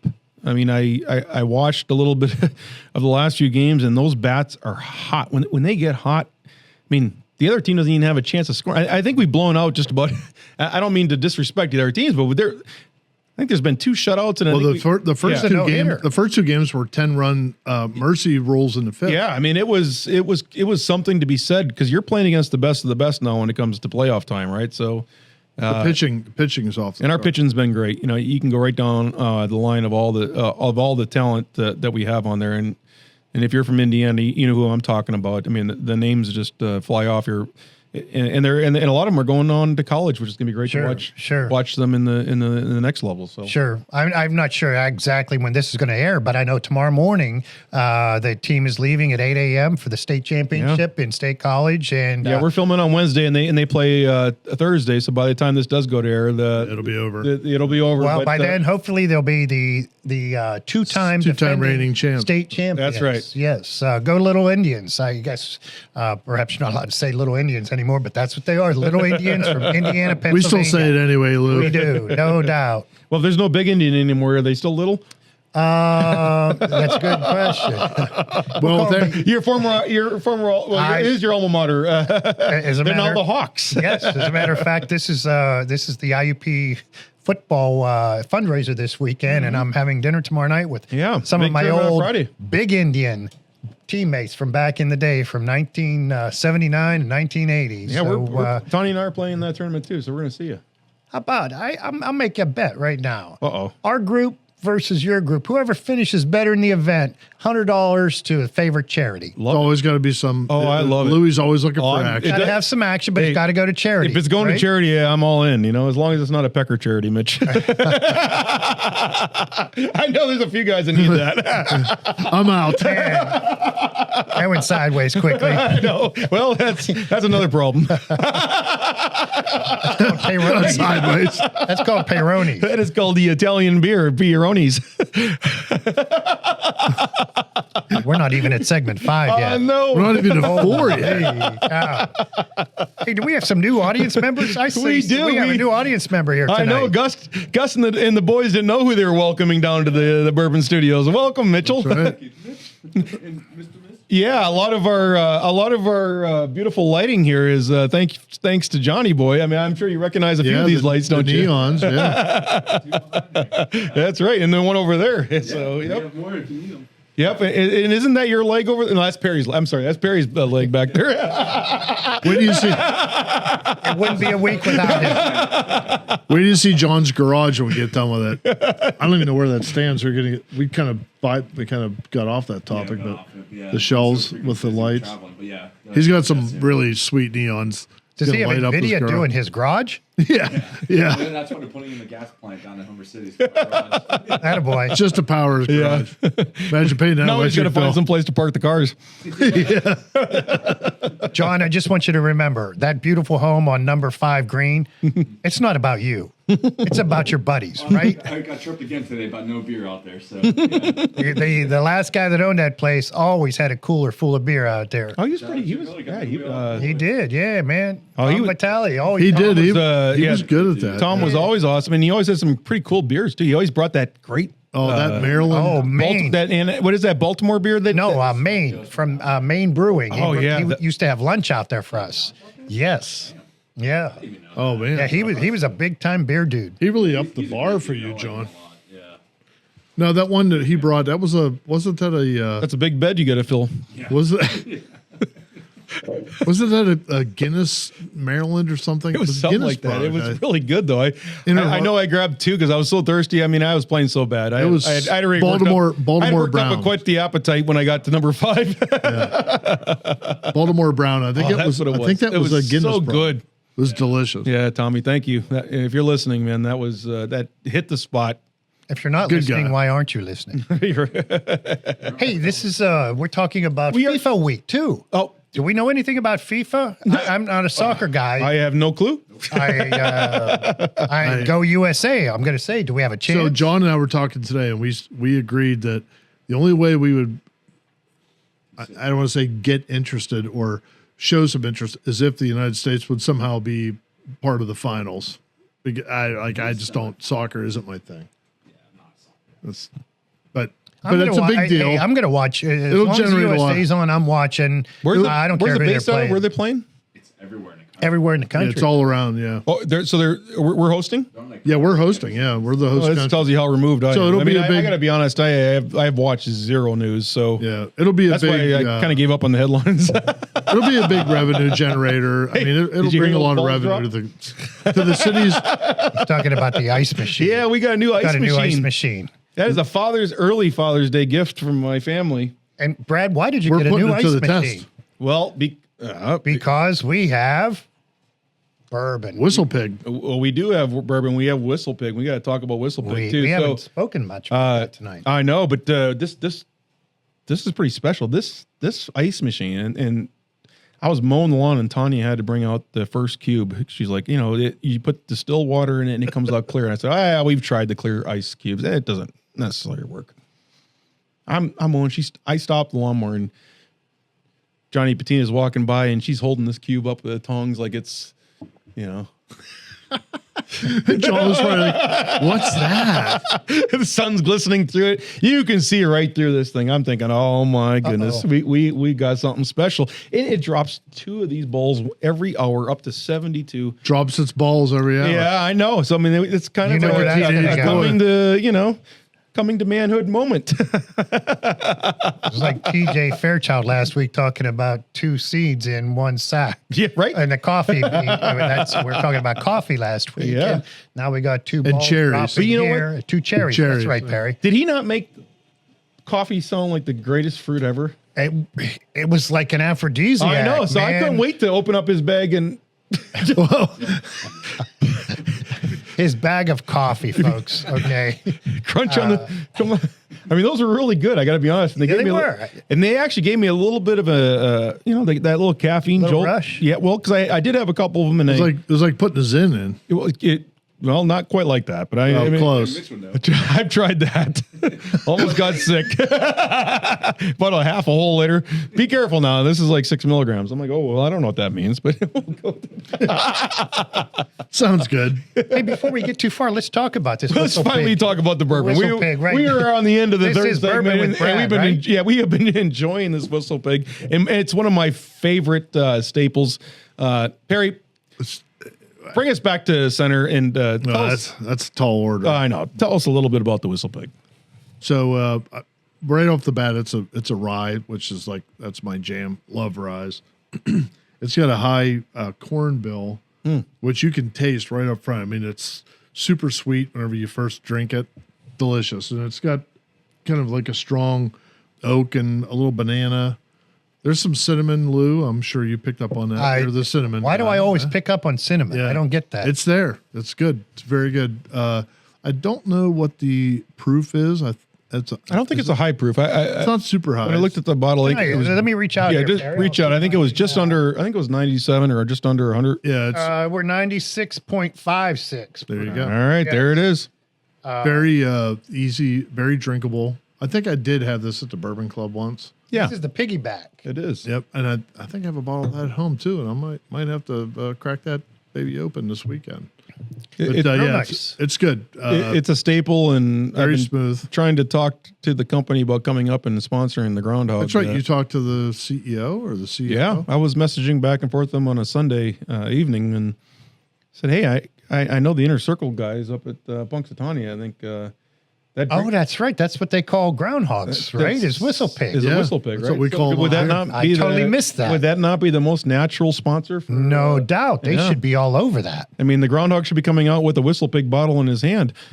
And I don't know who's Phil. Hey, you guys got 6 more weeks of winter, but guess what? I got Whistlepig. You guys are all right. You're all good. So I'm not sure who distills it. I'm not sure who distills it. I cannot find. Well, you guys know I always get captivated a little bit by the color because it's a visual thing for me. And once again, we have just this awesome color, especially with the light that's shining up through. And guess who? we got there's Gus. Gus is back in. Here goes the cords. Hold the cameras. Gus is our canine mascot here. He's got new blood with Johnny in the studio, so just let him. Yeah, just let him hop and finish, and he'll go on his way. Let's just let him finish. So we got Johnny in the studio, and John has his signature IC light from our friends down to Pittsburgh Brewing. Oh yeah, they just pound it. And Peter, I apologize. I have not gotten back. I need to get back, and we are going to schedule our time to come down. I wanted to and I think I told him I was going to do it a little bit later summer because I want to get closer to when they released their rye whiskey, and the aging process with their new distillery is taking a little, it takes some time. So they're not going to be releasing their first bourbon until spring, summer next year. Sure. So we tasted the Bessemer rye, and it's pretty hot, right? There, yeah. We do have a bottle of that, yeah. So, but yeah, John's an IC Light guy. He is an IC Light guy. Thank God. Shout out to our friends down at Pittsburgh Brewing and Cliff Forrest and all those guys down there. Well, thank you to Cliff because he saved a brand that was getting ready to just about fold up, It was kind of I have a funny Iron City story. So my mother-in-law was in this weekend. I told you, Brad, she's desperate to meet you. Well, I can't wait to meet her. We'll make that happen. She'd love both of you guys. But her mother-in-law? My mother-in-law, yeah, she's awesome. How old is she? She was married to Pete Recupero. Is she my age? No, she's in her 80s. Oh. I was going to say, dude, I'm only like 5 years younger than you. I was going to say, Perry, you could call me daddy at Thanksgiving.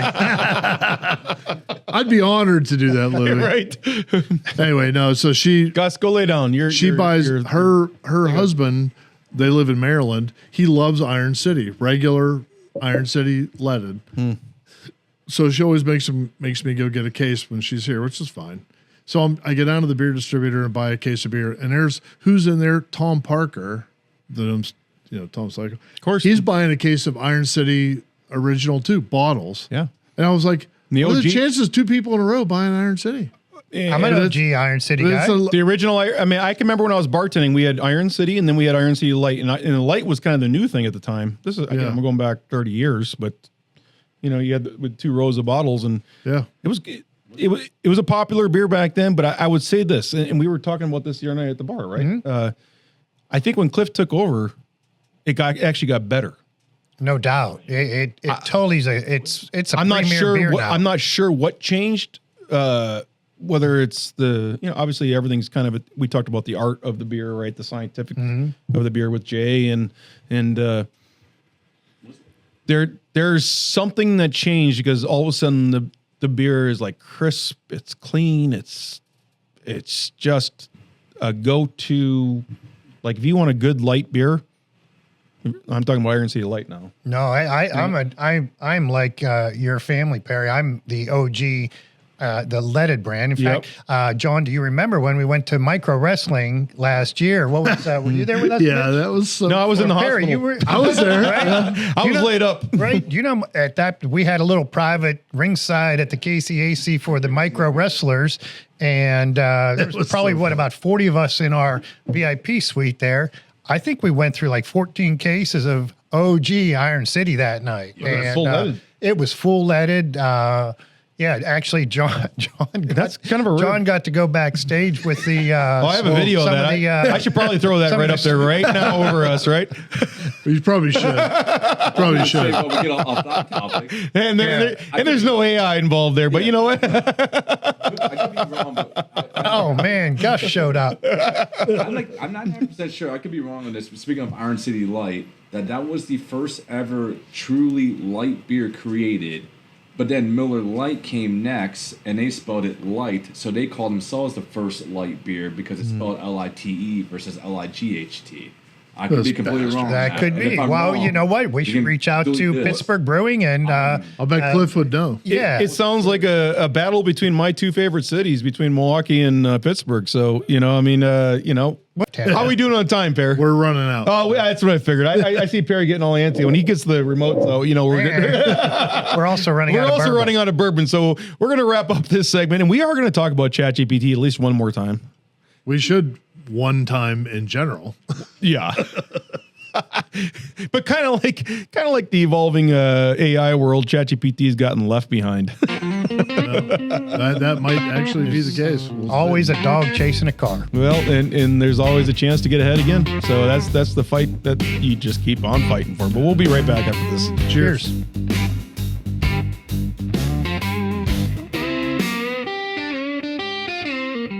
AI, data, privacy, cybersecurity. Across all 50 states and federal, the law changed overnight. But this morning, you're not scrambling. One coffee, one scroll. Every new development that matters, in plain English, reviewed by an attorney linked to its official government source. That's Docket Daily. The 4 pillars, every morning, one place. Start your free 2-week trial at docketdaily.ai.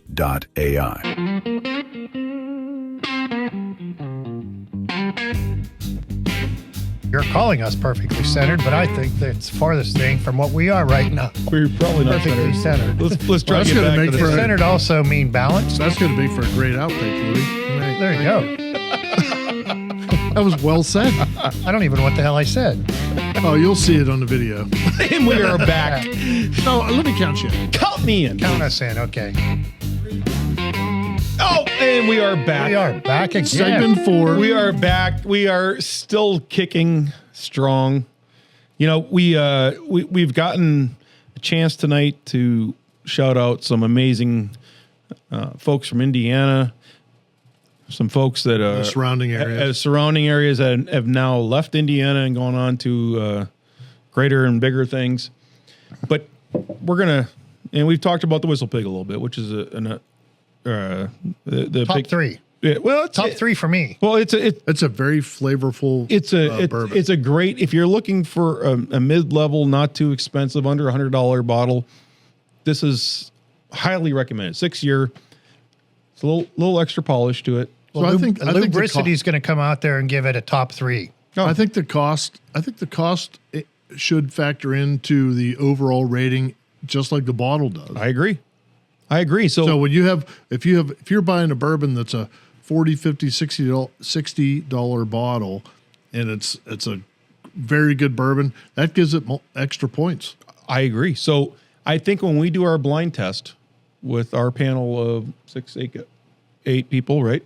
Sure. I think that there should be a factor. So we'll give it. We should agree beforehand how price plays into it, right? That should be a predetermined factor. Yep.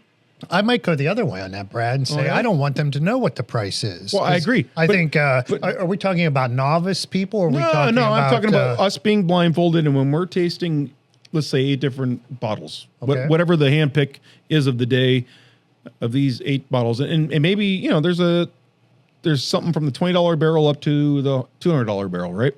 Okay. Or $200 bottle. I'm sorry, and we don't know what we're tasting.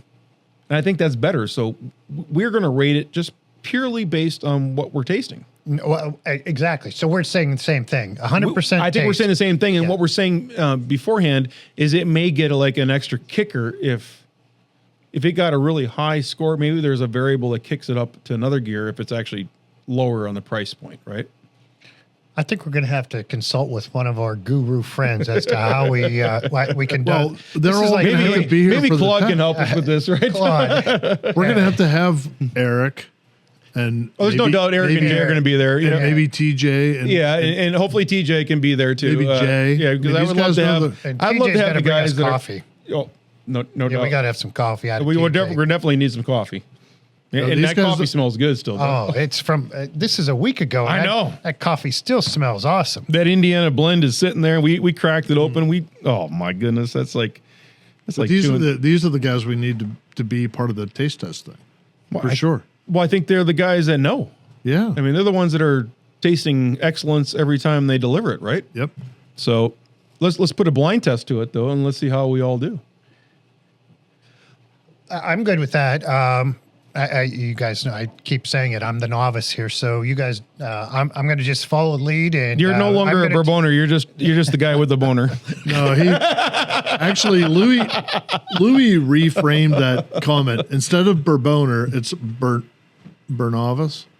Bourbonovis. Bourbonovis. Yeah, I love that. I can't pronounce that, so I'm not even going to try. You say Bourbonometer? I haven't a hard enough time with Bourbonometer. I'm not going to try to. Hey, you killed it. You just said it. Well, it took me like 18 weeks to get that right. Well, the problem is usually you're saying it in like the 5th segment. You're right. When it's way down. Well, I know, but this is the Bourbonometer is down. Our spirits are up. We are here. No doubt. So before we go too far down that rabbit hole to the 5th segment and whatnot, I don't want to get too far away from our core here, which is the Chat GPT. We need to talk about. Yeah, we do. So I kind of wanted to do kind of like the Letterman list for Chat GPT, since it is the old gal at the dance, I guess, or whatever you want to call her. Hey, that's my girl. Oh, the Letterman list. I know, but so ChatGPT has been around the longest, to the point where even you mentioned in the first segment, and you thought it was Microsoft, because it has that nostalgic. When you think about AI, it's synonymous with it. It's synonymous, right? Which, congratulations to ChatGPT, because they hold that. They have not taken that away from anybody. So I asked ChatGPT today. I said, what are the best 5 or 6 qualities of you compared to the other competitors? Oh, this ought to be good. So ChatGPT said it answered its own question. Yeah, right. we stand out from the other platforms because we're the best overall conversation quality. No, they're not. We are. Well, I think we are too. Best overall conversation. But we're talking to ourselves, Lou. We're not talking about ChatGPT, right? So what's it mean by that? They're saying they're more natural, coherent, context-aware conversation. It feels less robotic. Sounds like Sam Altman talking.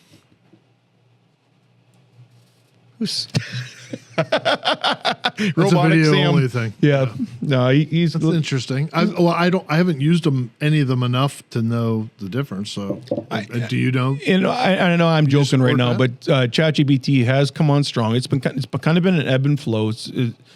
And this is where competition comes in. I mean, if you want to show one case where competition's really pushed the competitor to do better, it's been this AI race, because especially when you took half the team from ChatGPT to begin with and went to Anthropic, and now you're competing against each other, and you're saying, hey, I got Mythos. Well, guess what? Or is it Mythos? I believe. I'm not sure. Is it Mythos? I heard, I would like you. Well, I was saying Mythos. Again, I don't watch the news. I try to bury my head just in my computer, and I stay focused. And trust me, the world's a lot more pleasant if you turn off the news. Yeah. When you stay to yourself, it tends to be that. So,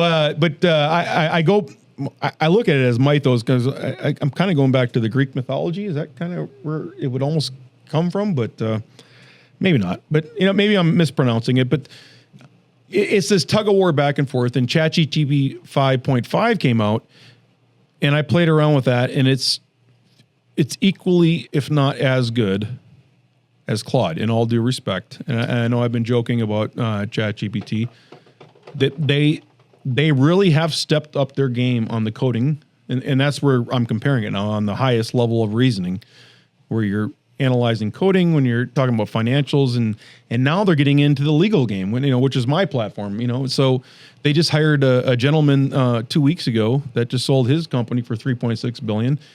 With a B. With a B, yeah.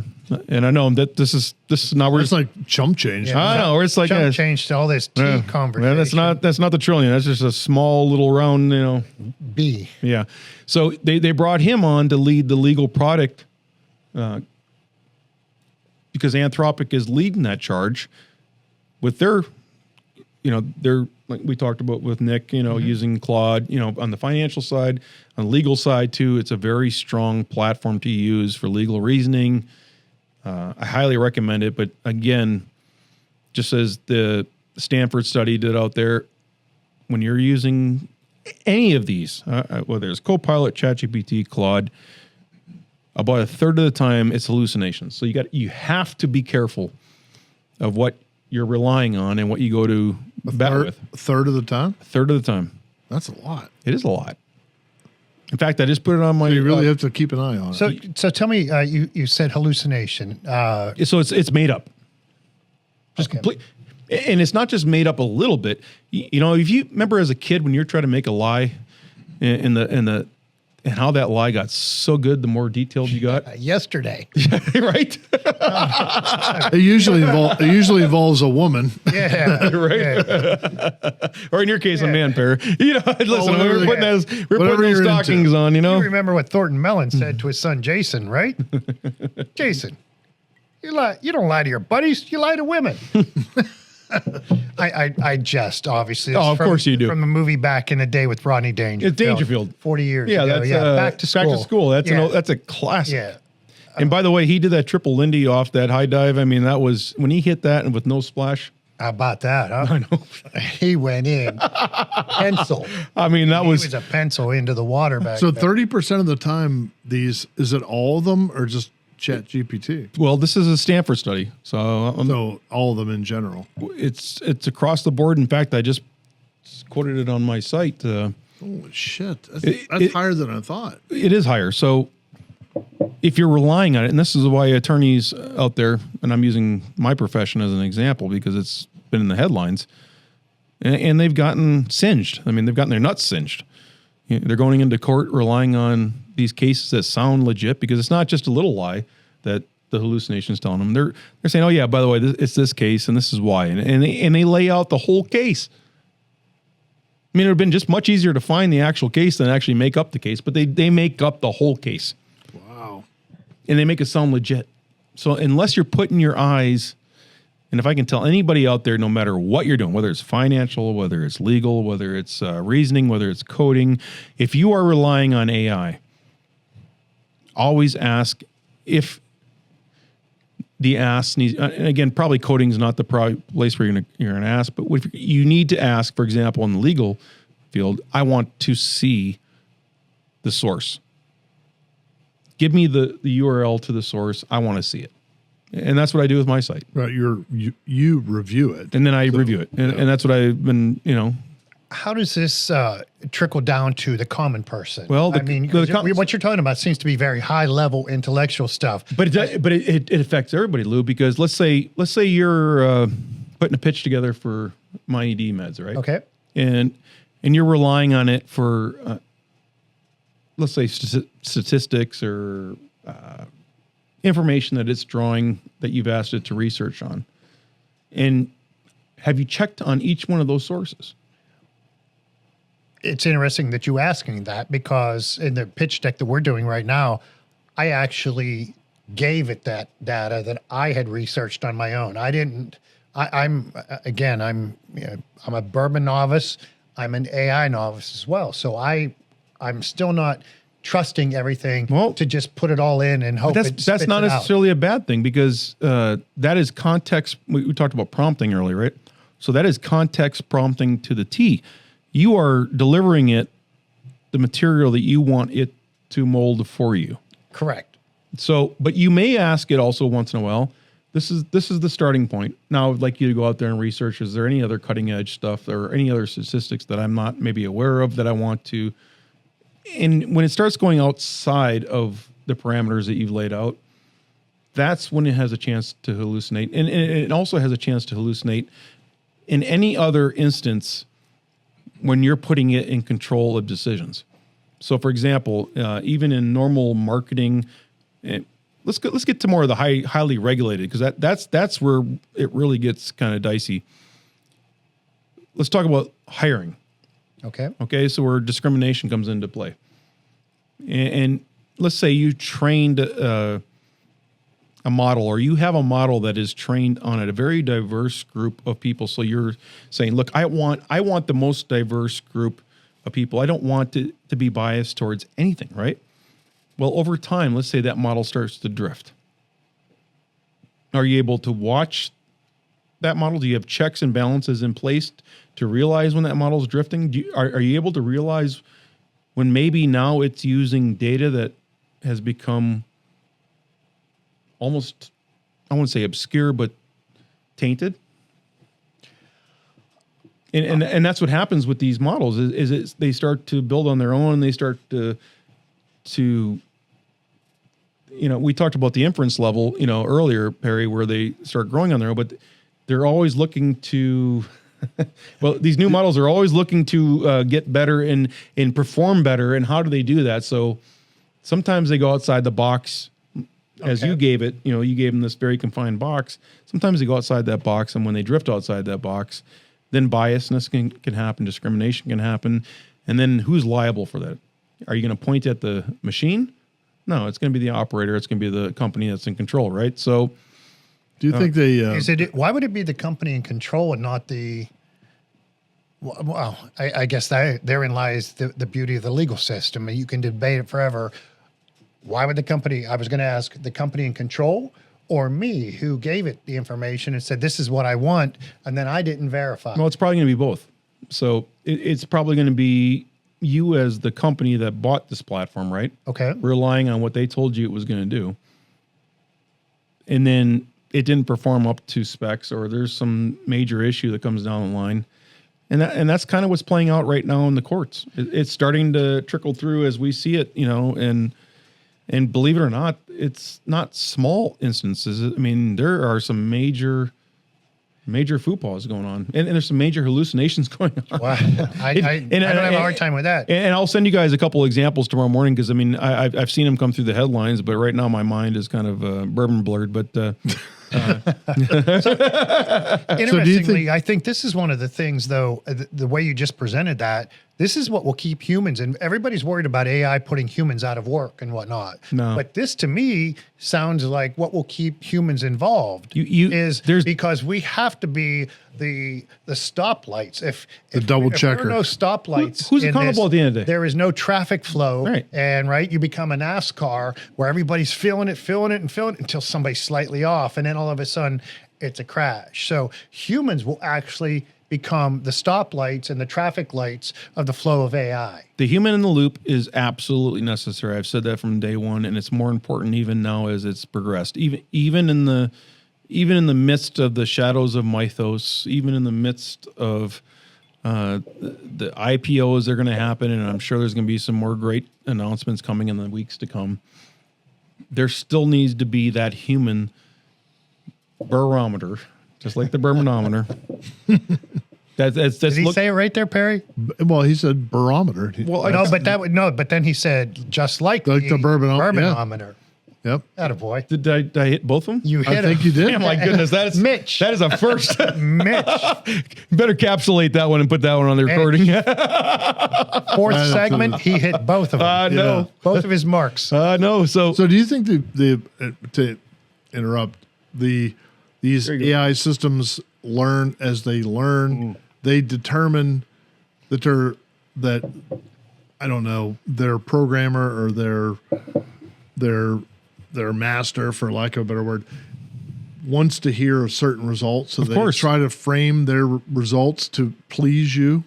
I think they're rewarded on a, well, they call it a token system, right? So it's based on a positive, negative kind of feedback. So it's like training a dog. Well, a little bit, maybe a little bit more than that. And so when you're doing that, then much like,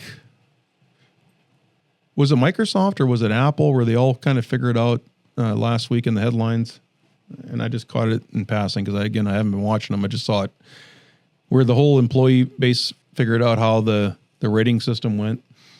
No, I didn't hear about that. And so they figured out, we're just going to, well, now we know how they know how to game it. Yeah, we know how to game it, and it kind of went against the whole purpose of it, right? So, and that's funny. They got rid of it. So it's much like that, I think.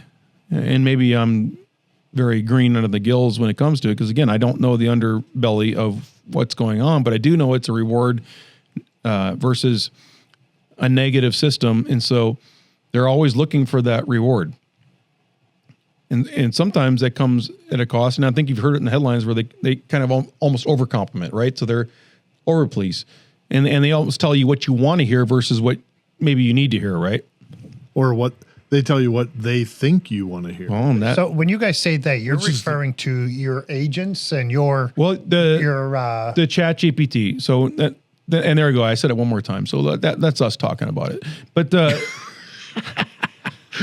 Copilot, Claude.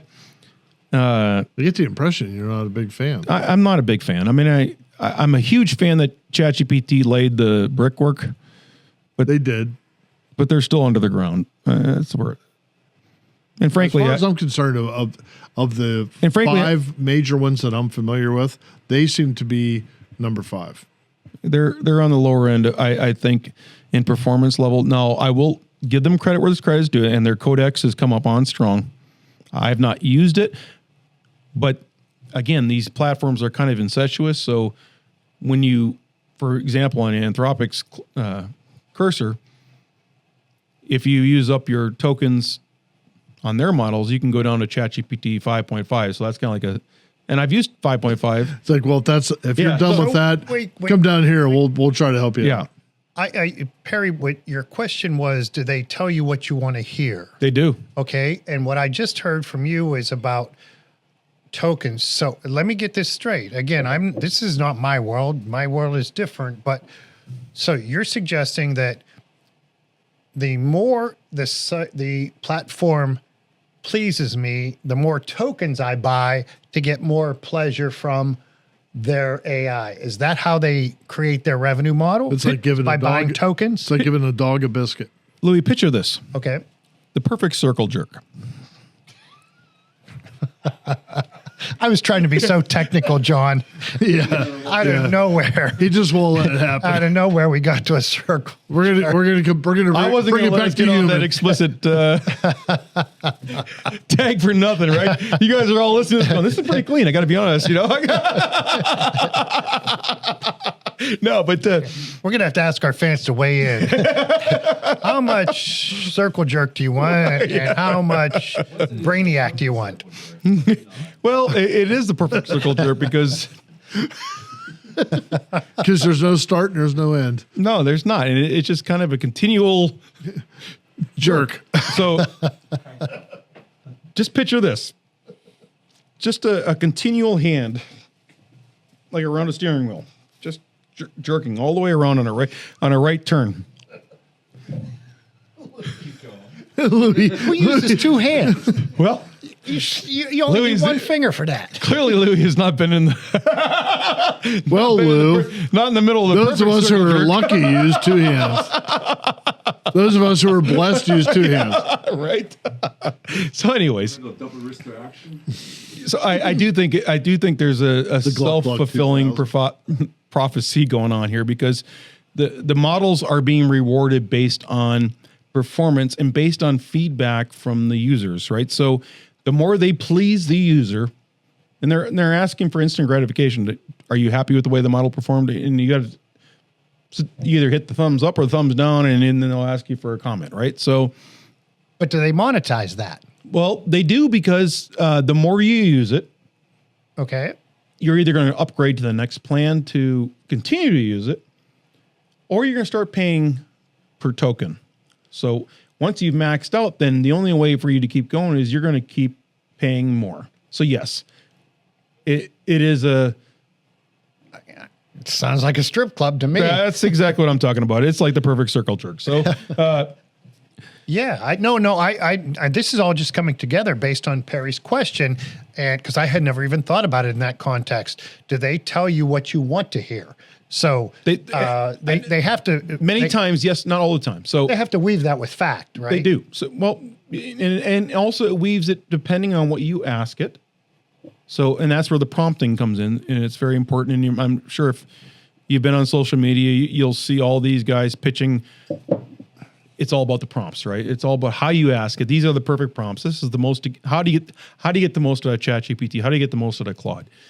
And they're right to a certain extent, because if you're not asking the right questions and if you're not putting them to task, and many times I'll ask them the hard question. I say, listen, this isn't working. You've told me this isn't working, so I want you to be brutally honest with me right now. And sometimes that's the question you need to ask. It just so you're totally conversive with this. Oh yeah, it's a conversive conversation. So it's just like you and I are conversing right now. That's all you have to put in the box, and you don't even have to type it in the box. You can just now talk into the box. Damn, I know it's that easy.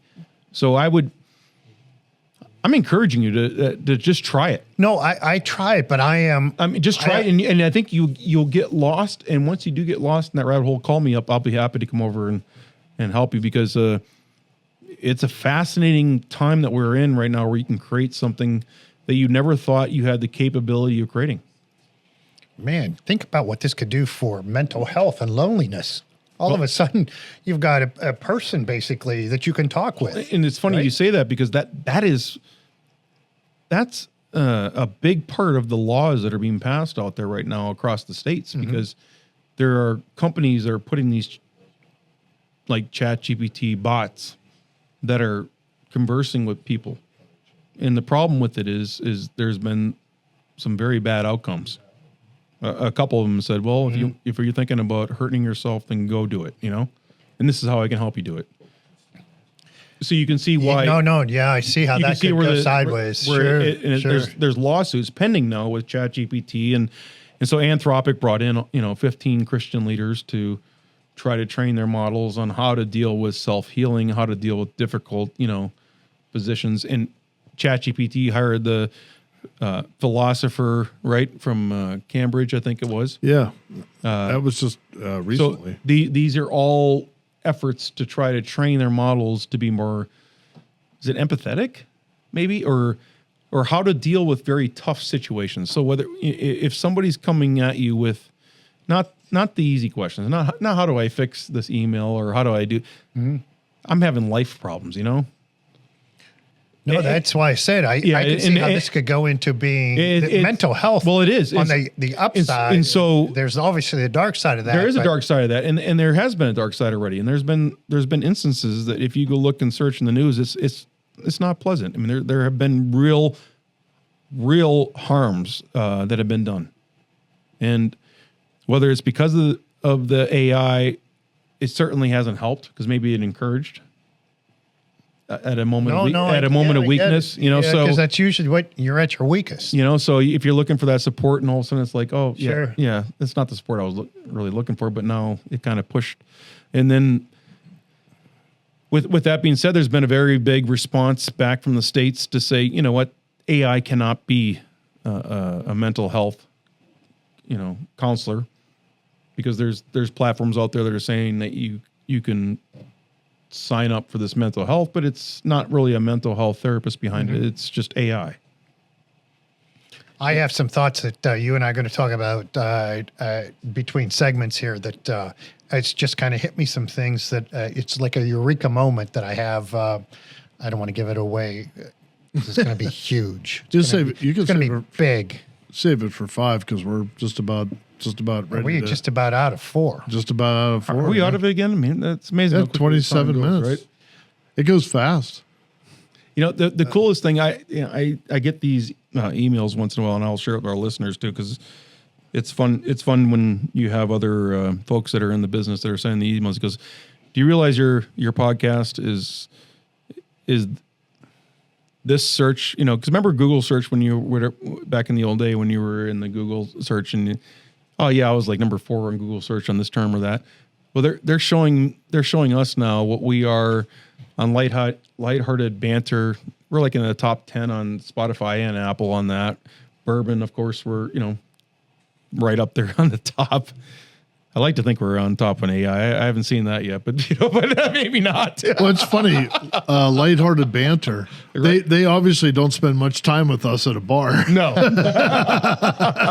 it's heavy-hearted banter. Hey, before we go, I know we're getting down to the end of the segment, but I want to give a shout out. You mentioned something that you were at a concert down in Pittsburgh this weekend, and somebody said, "I listened to you on a treadmill."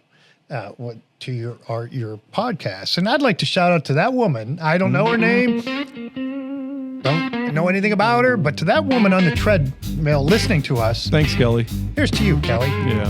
Run for me. We do a couple miles on that treadmill for me. Cheers. Yeah, cheers. Cheers. We're out. We appreciate everybody.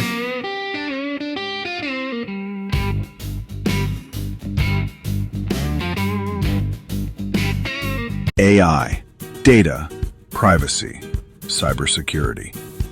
Across all 50 states and federal, the law changed overnight.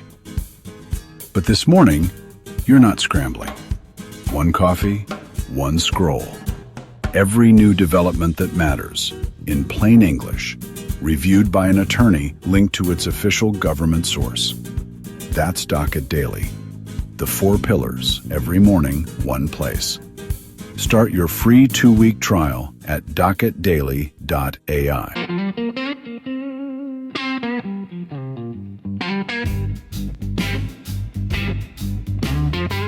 Hey, we're back! And God damn it, I was choking. These people are. I thought we lost you, Brad. No, I thought we lost you. Oh my God, I was choking and laughing. These guys at me, rolling. You're the only one that can figure out how to get ahead on your bourbon. without peeing in it. Anyways, so other than Google that. Other than Brad, who has the shortest drive here tonight? Me. Yeah. Oh, he doesn't have to drive; he can walk. Yeah, it's pretty much right up the fairway. Cut through Lauber's backyard, you'll be home. No, hey, for you regular listeners, you've heard Brad laugh. We just had 30 seconds of the quietest. I'm going to call it a giggle, whatever the hell it was. He was rolling. and you couldn't hear him. He laughed so hard it was silent. He laughed so hard he laughed himself to silence. Yeah, I honestly haven't laughed that hard, and I don't know how long. I don't even remember what made you laugh that hard, but it was funny. Talking about the head on my beer. Well, it was bourbon. Yeah. Yeah. Yeah, you think anybody knows the head on Louis Bourbon? There it is. He goes, he says, does this look like beer? I was like, nobody will notice. Yeah, that a boy. Everybody loves the collar on their bourbon. Oh, shit. Is this a 9th segment? It's a 17th segment, Mitch. We're climbing. This is the 5th, though. Do we even have anything to talk about? This bourbon's awesome, but you know the bourbanometer is not as down as it usually is. Well, we're down a guy. And we know why. Oh, we're missing. we know because Mr. Kowalski's not in the house, That's and right. we know where you're at. And thank God you were down at the Pirates game tonight because that's what they won. And they And came our back and Buccos won. beat yeah. the Dodgers. I know. We scored 3 in the 8th and 5 in the 9th. And I think something like that. And we beat the Dodgers and Otani tonight. Yeah. So our friend Eric is a good luck charm. I think he's a great luck charm. But okay, so you guys, we've been here a couple of weeks now with Eric, and we know that 2 or 3 inches in that bottle is what Eric would just absorb, and then would have Tanya's taste. So we're about right where we should be. I think we're right where we should be, right?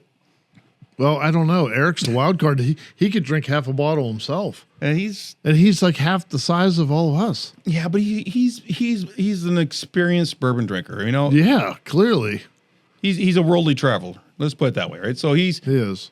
I feel like I'm kind of new at the game because I only got into drinking bourbon when my wife was like, "Hey, look, I like bourbon. Why don't you like it?" So I'm like, I don't know. I guess I'm in. So that was the first poke, and then the second one was when Rod said, "Are we gonna start a bourbon club?" And I said, "Well, that sounds awesome. Sure.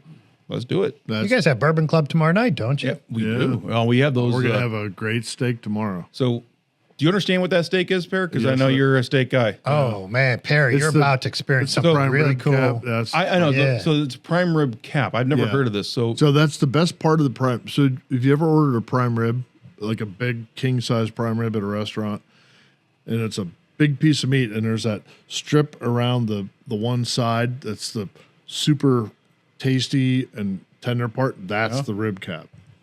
It's amazing. and what is the part that he's rolling? Is there something that he's doing on top of the cap, or I'm just thinking of the cap?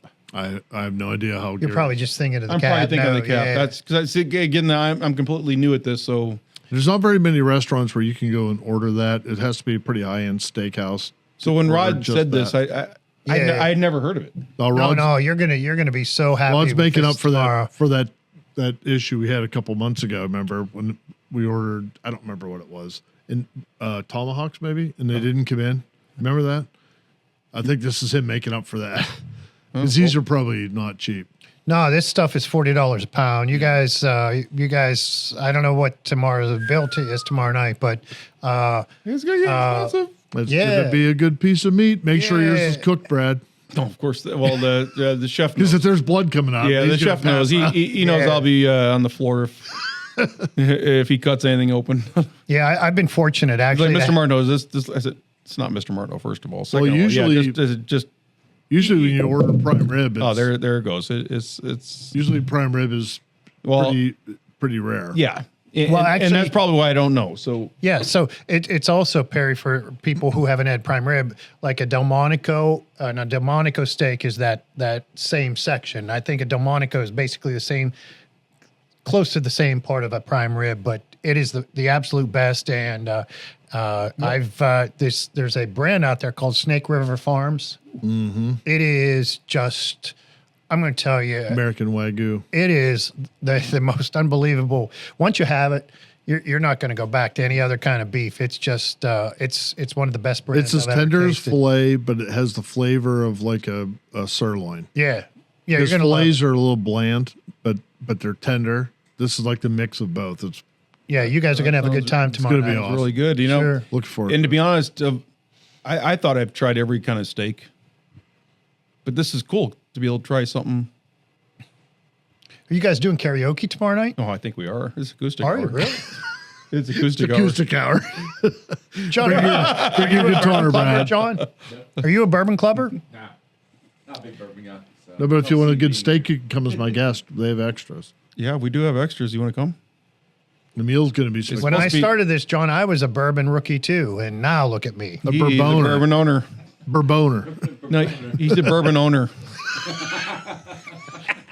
We've gone through everything. I started out as a bourboner, then I was a bourbon novice. Now you just own it, now Mitch. A bourbon expert. Right? I like the bourbon novice is my favorite. Yeah, Perry, I like the bourbon novice. I do too. Yeah. Yeah. You know, I was thinking too about Dr. Rich. You guys missed a complete marketing ploy with him. How so? It should be Dr. Dick. Actually, that's valid. Well, there's no question valid. I think it is valid, right? I'll broach that issue at our next board meeting. Could you bring that up for me, please? Yeah. Hey, Rich, can we scramble your name and call you Big Dick now? Doctor. I'm sorry, not Big. We'll call you Dr. Dick. He was one of the funnier ones on that. I think he doesn't even drink. No, he was perfect. Sober as the day he was born. Sober as the day is long, and yeah, I'm going to tell you, Rich Manza, he's one of the most awesome dudes. We need I've to have met him back on the show, too. Yeah, would love to have him back on. we miss you, brother. Yeah. You know, that was you were a trooper, especially in the fifth segment. So shout out to you. And I'm just trying to throw a little marketing ploy. I just think it should be Dr. Dick, at least on the ED side of this equation. I'm going to guess he may have to run his. He's going to have to run this by his wife and children. Yeah, right.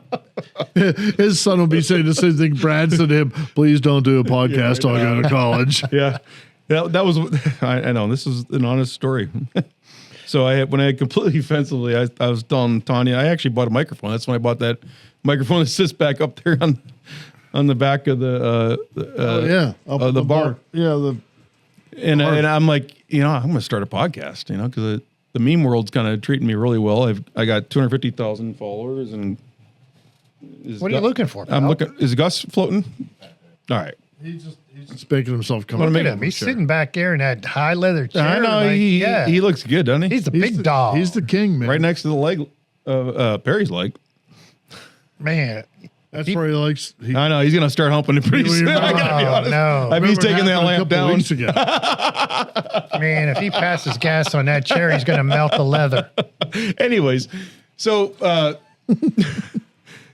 where was I going with this story? I lost it. Talking about Dr. Rich. Oh, Dr. Rich, yeah. So, he was here, and I just think, it makes sense when you're pitching bourboners and how you doing there, pal? I think he's lost. I think he lost his way. I got to be honest. Stupid piggyback. Piggyback. No, I got to be honest. I got a little lost in the leg lamp. Every time I look over your shoulder and I see your leg, it's like, That happens. It's like mesmerizing. I had to take a picture. I'm throwing that up right now. I'm throwing that up right now because I'm sure that's going to make the final video. Well, it's definitely making the final edit because. No, I know Gus is sniffing it. Uh-oh. Hey, Mitch. Hey, Gus has this look at his face like, why are you all looking at me? Yeah. Tell me about your back and your golf game. Are you back? Oh, I'm back. My golf game's not really back, but I'm back. my back feels great. I'm down 15 pounds. I mean, I feel better. It's svelte. Yeah, well, I don't know about that, but I feel better.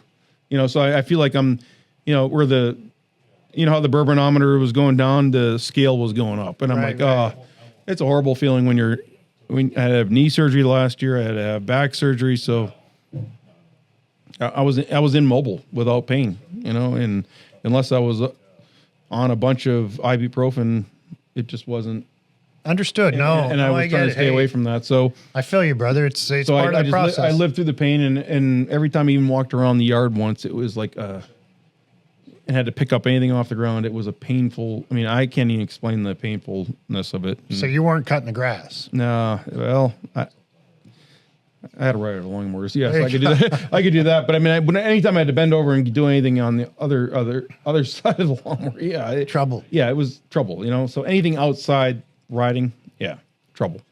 So you're able to play golf again. You're back. I'm recently back. I'm playing back. We do have action, right? On Friday. We definitely have charity, action on Friday. In the fundraiser event, our group against your group, $100. $100 to whoever's charity. Yeah.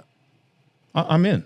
Hey, we had action on who's going to win the how'd that play out? PGA Championship or something. Who won that? Did we ever pay that out? Because I was pulling for Justin Rose. Yeah. So you were pulling for. I think I had Scheffler. I had to have Goddard up. Goddard up, yeah, and you had Scheffler. So who won? So who finished highest? Well, pull that up, Mitch. Goddard up. Did he? I don't know. You guys don't have a better answer, so I'm going with Goddard up. He was right up there the whole time. He didn't win, but he was. I honestly, he was on the leaderboard there. I forgot about our little friendly fifth segment bet, but but that was another charity bet. That was another charity thing. One of us owes $150 to someone. But I think we needed to pay it up, right? Yeah, we. So who finished? That was no. So it was a PGA Championship. Yeah, so it was. What was our bet? Maybe we need to roll back that footage. Yeah. Roll back that beautiful bean footage. Pull that up there, pair. So we call it even. We all just kick in to charity. Yeah, I think we should all just kick in $100 and just say it's good. Scheffler won. Scheffler won? No, he didn't win. No, he didn't. Wait, hold on. Let me specify the year. 2026. Scheffler did not win. It was some. Next thing he's going to. Aaron Rye won. Aaron Rye, yeah, the two-glove guy. No, but the bet was whoever finished highest, right? Highest, right. So Rahm was third, Thomas fourth. Mm-hmm. Why does it say player name? Where the hell? Why is it not showing me for the complete list? Yeah, that's right. JT finished early. He shot, I think, 65 last round. Remember, he had to sit there the whole day. Yeah. Because he was one of the early finishers. It's his best finish in 5 years. Yeah, he might have had a few bourbons. Thomas was tied for fourth. Well, T4. Yeah, so Rye, Rahm, Smalley, Thomas. Full results. My God, why is this so hard to find? There we go. Auberg, Schmid, Smith, McElroy, Schauffele. Goddard up was 10th. There he is. So I'm the best finisher. He was the best out of the three of us. That's right. So what charity would you like us And to Justin Rose was right below him. Actually, they tied. They were tied for 10th. Where did Scheffler finish that day? So Brad loses. Scheffler was tied for 14th. So Brad loses. Okay, so where would you like me to donate? Perry, where do we want him to send his donation? Let's pick a charity. Pick a charity. A local. Yeah. Yeah. Well, not necessarily midgets, Mitch. Like hyphenated midgets. How about I don't know. I don't know. I'm drawing a blank right now. How about the Chevy Chase Center? The Chevy Chase Community Center. I would love to. That our friend Paula. Yeah, I would love to. Runs. Yeah, they're and big our friend into that. Rod I'm gonna helps drop 100 on Rod to take down to. There we go. Or Paula, you know. There we go. Yeah. All right, perfect. Thank you, Scotty. Yeah, and thank you, Scotty, for not performing this time again. I got a boy, Chris Goddard up. I'm pretty sure it was Ted Scott's fault again. Take him $100. I just can't Take him get $100 close to worth of- him as a fan. I just. Well, did you see him going at his caddy this last weekend? I did. I heard about it. I didn't see it, but I just can't. It was a I pretty. can't feel like For Scotty, it was intense because it was. He wasn't yelling, but he wasn't letting off. So it would be like you. It would be like you and I conversing and going, Lou, I just hit the freaking most perfect shot. I mean, I hit the most perfect shot. I hit it at the green. Brad, that was an amazing shot. Well, and Ted wasn't answering. Okay, so Scotty's going. I hit the most perfect shot, and no way that I think that was going in the water, and I had to be dropping right now. No way. I mean, I hit the most perfect shot.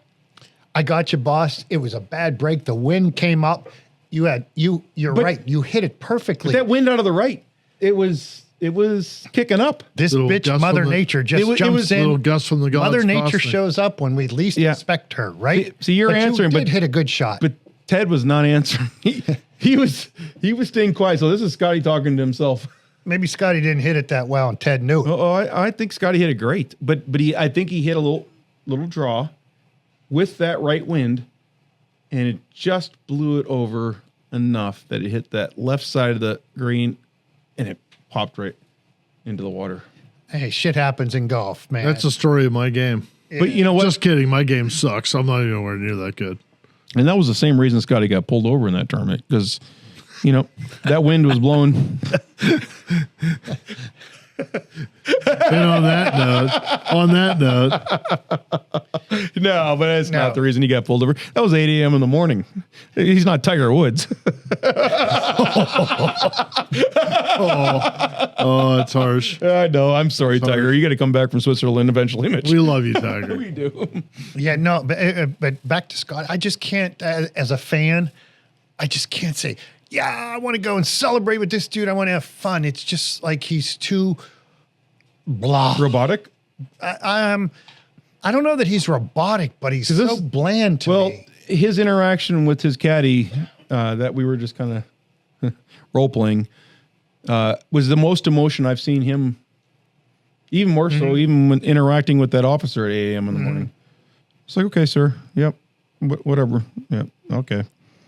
Yeah, maybe that's why I like my man Goddard. He's a little bit.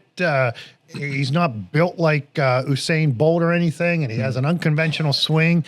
And I'm looking for personality. Me too. Right, and I think Goddard has that. Yeah. I want to see somebody living by the edge a little bit. You know, just at least living with their emotions on the sleeve. And it seems like none of the golfers they don't wear their emotions anymore. Perhaps that's what it takes to be what they are, but is that really what it takes? Or I don't know. Maybe it does. Apparently, it does. Or maybe we need to have a psychotherapist on. And we who's that? We need a Happy Gilmore, right? Well, yeah, Bob Barker. Who? Bob Barker. Well, I hate that Bob Barker guy. Is that from the movie? That is from the movie. I totally missed that, Barry. Kind of like Ma. Yeah, Ma. Meatloaf. I was going to say meatball. I know. We just brought Louie up to speed on that one. That's a classic. If you haven't seen Old School Mike, did you see Full Swing season 3 when what's his name was picking the team for the Ryder Cup team and Goddard was Keegan Bradley? Yeah. No. I missed that. Goddard was on the short list but didn't make it, and it was interesting to see. Well, you know who he picked over Keegan him. Bradley. He did a really good job of. He was really good at having the calls with the guys that didn't make the team. Hey, it's really a tough gig, man. It's a tough gig, and Keegan is very judicious. You know, so he was. Yeah. And plus, he was on the receiving end of that once. Yeah, exactly. Yeah, I think it was the year before, right? Probably was, yeah. It was good. Season 3 is really good. Yeah, I'm gonna have to watch that. But I haven't watched since season 1. Hey, I missed a shout out, by the way. What is that? Goddard's college coach, Who? Rob Shute at Rutgers. Oh, Big Ten Coach of the Year this year. No way. Yeah, he's Rutgers. Nice. Rutgers. They're an up and coming golf program out there. So I'm going to shout out to my man, Coach Shute. Well, I think it's Shoot or Shooty. He'll tell me tomorrow. But he'll correct you. He'll correct me. Yeah, because I'm Uncle Lou to him too. And but the Rutgers golf coach, Big not Ten. to be confused with the Uncle Lou. That's Uncle Louie. My guy's from Rochester. That's Louie. That's where you had the little extra syllable. And those are your boys too. Yeah. Lou and Carlo. We need to have them on the show. Those guys rock. If you ever have a chance, they play a couple of shows in South Florida during the winter, but they're generally up in the East Coast. The Uncle Louie Variety Show. Yeah. I grew up in Erie. That's, I love these guys. It's over the airwaves, right? Rochester, Syracuse. And it works out real well because Carlo's a big time Buffalo Bills fan. My man Lou is he's a Steeler fan like you can't believe. Well, so thank goodness. So we got one of the guys that are rooting for what we have to figure out what's the patchwork that's going back into. There's a lot of patchwork going on with our Steelers. But yeah, the Uncle Louie Variety Show, if you ever have a chance to watch these guys, check them out. They're they are a quintessential Italian heritage, old school Italian heritage.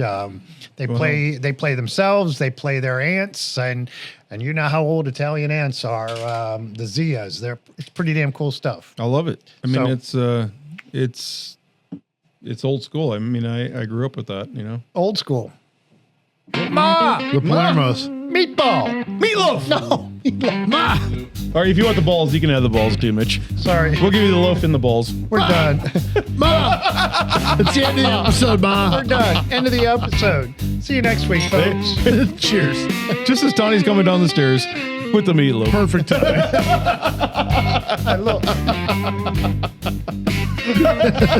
See you next week. This has been Bourbon with Brad.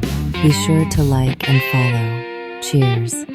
The views and opinions shared on the Bourbon with Brad podcast are our own and those of our guests. Nothing we discuss should be taken as financial, legal, business, or gambling advice. Don't make investment, business, or betting decisions based on our conversations, as you should always talk to a qualified professional. Always drink responsibly, never drink and drive, and only consume alcohol if you are of legal drinking age.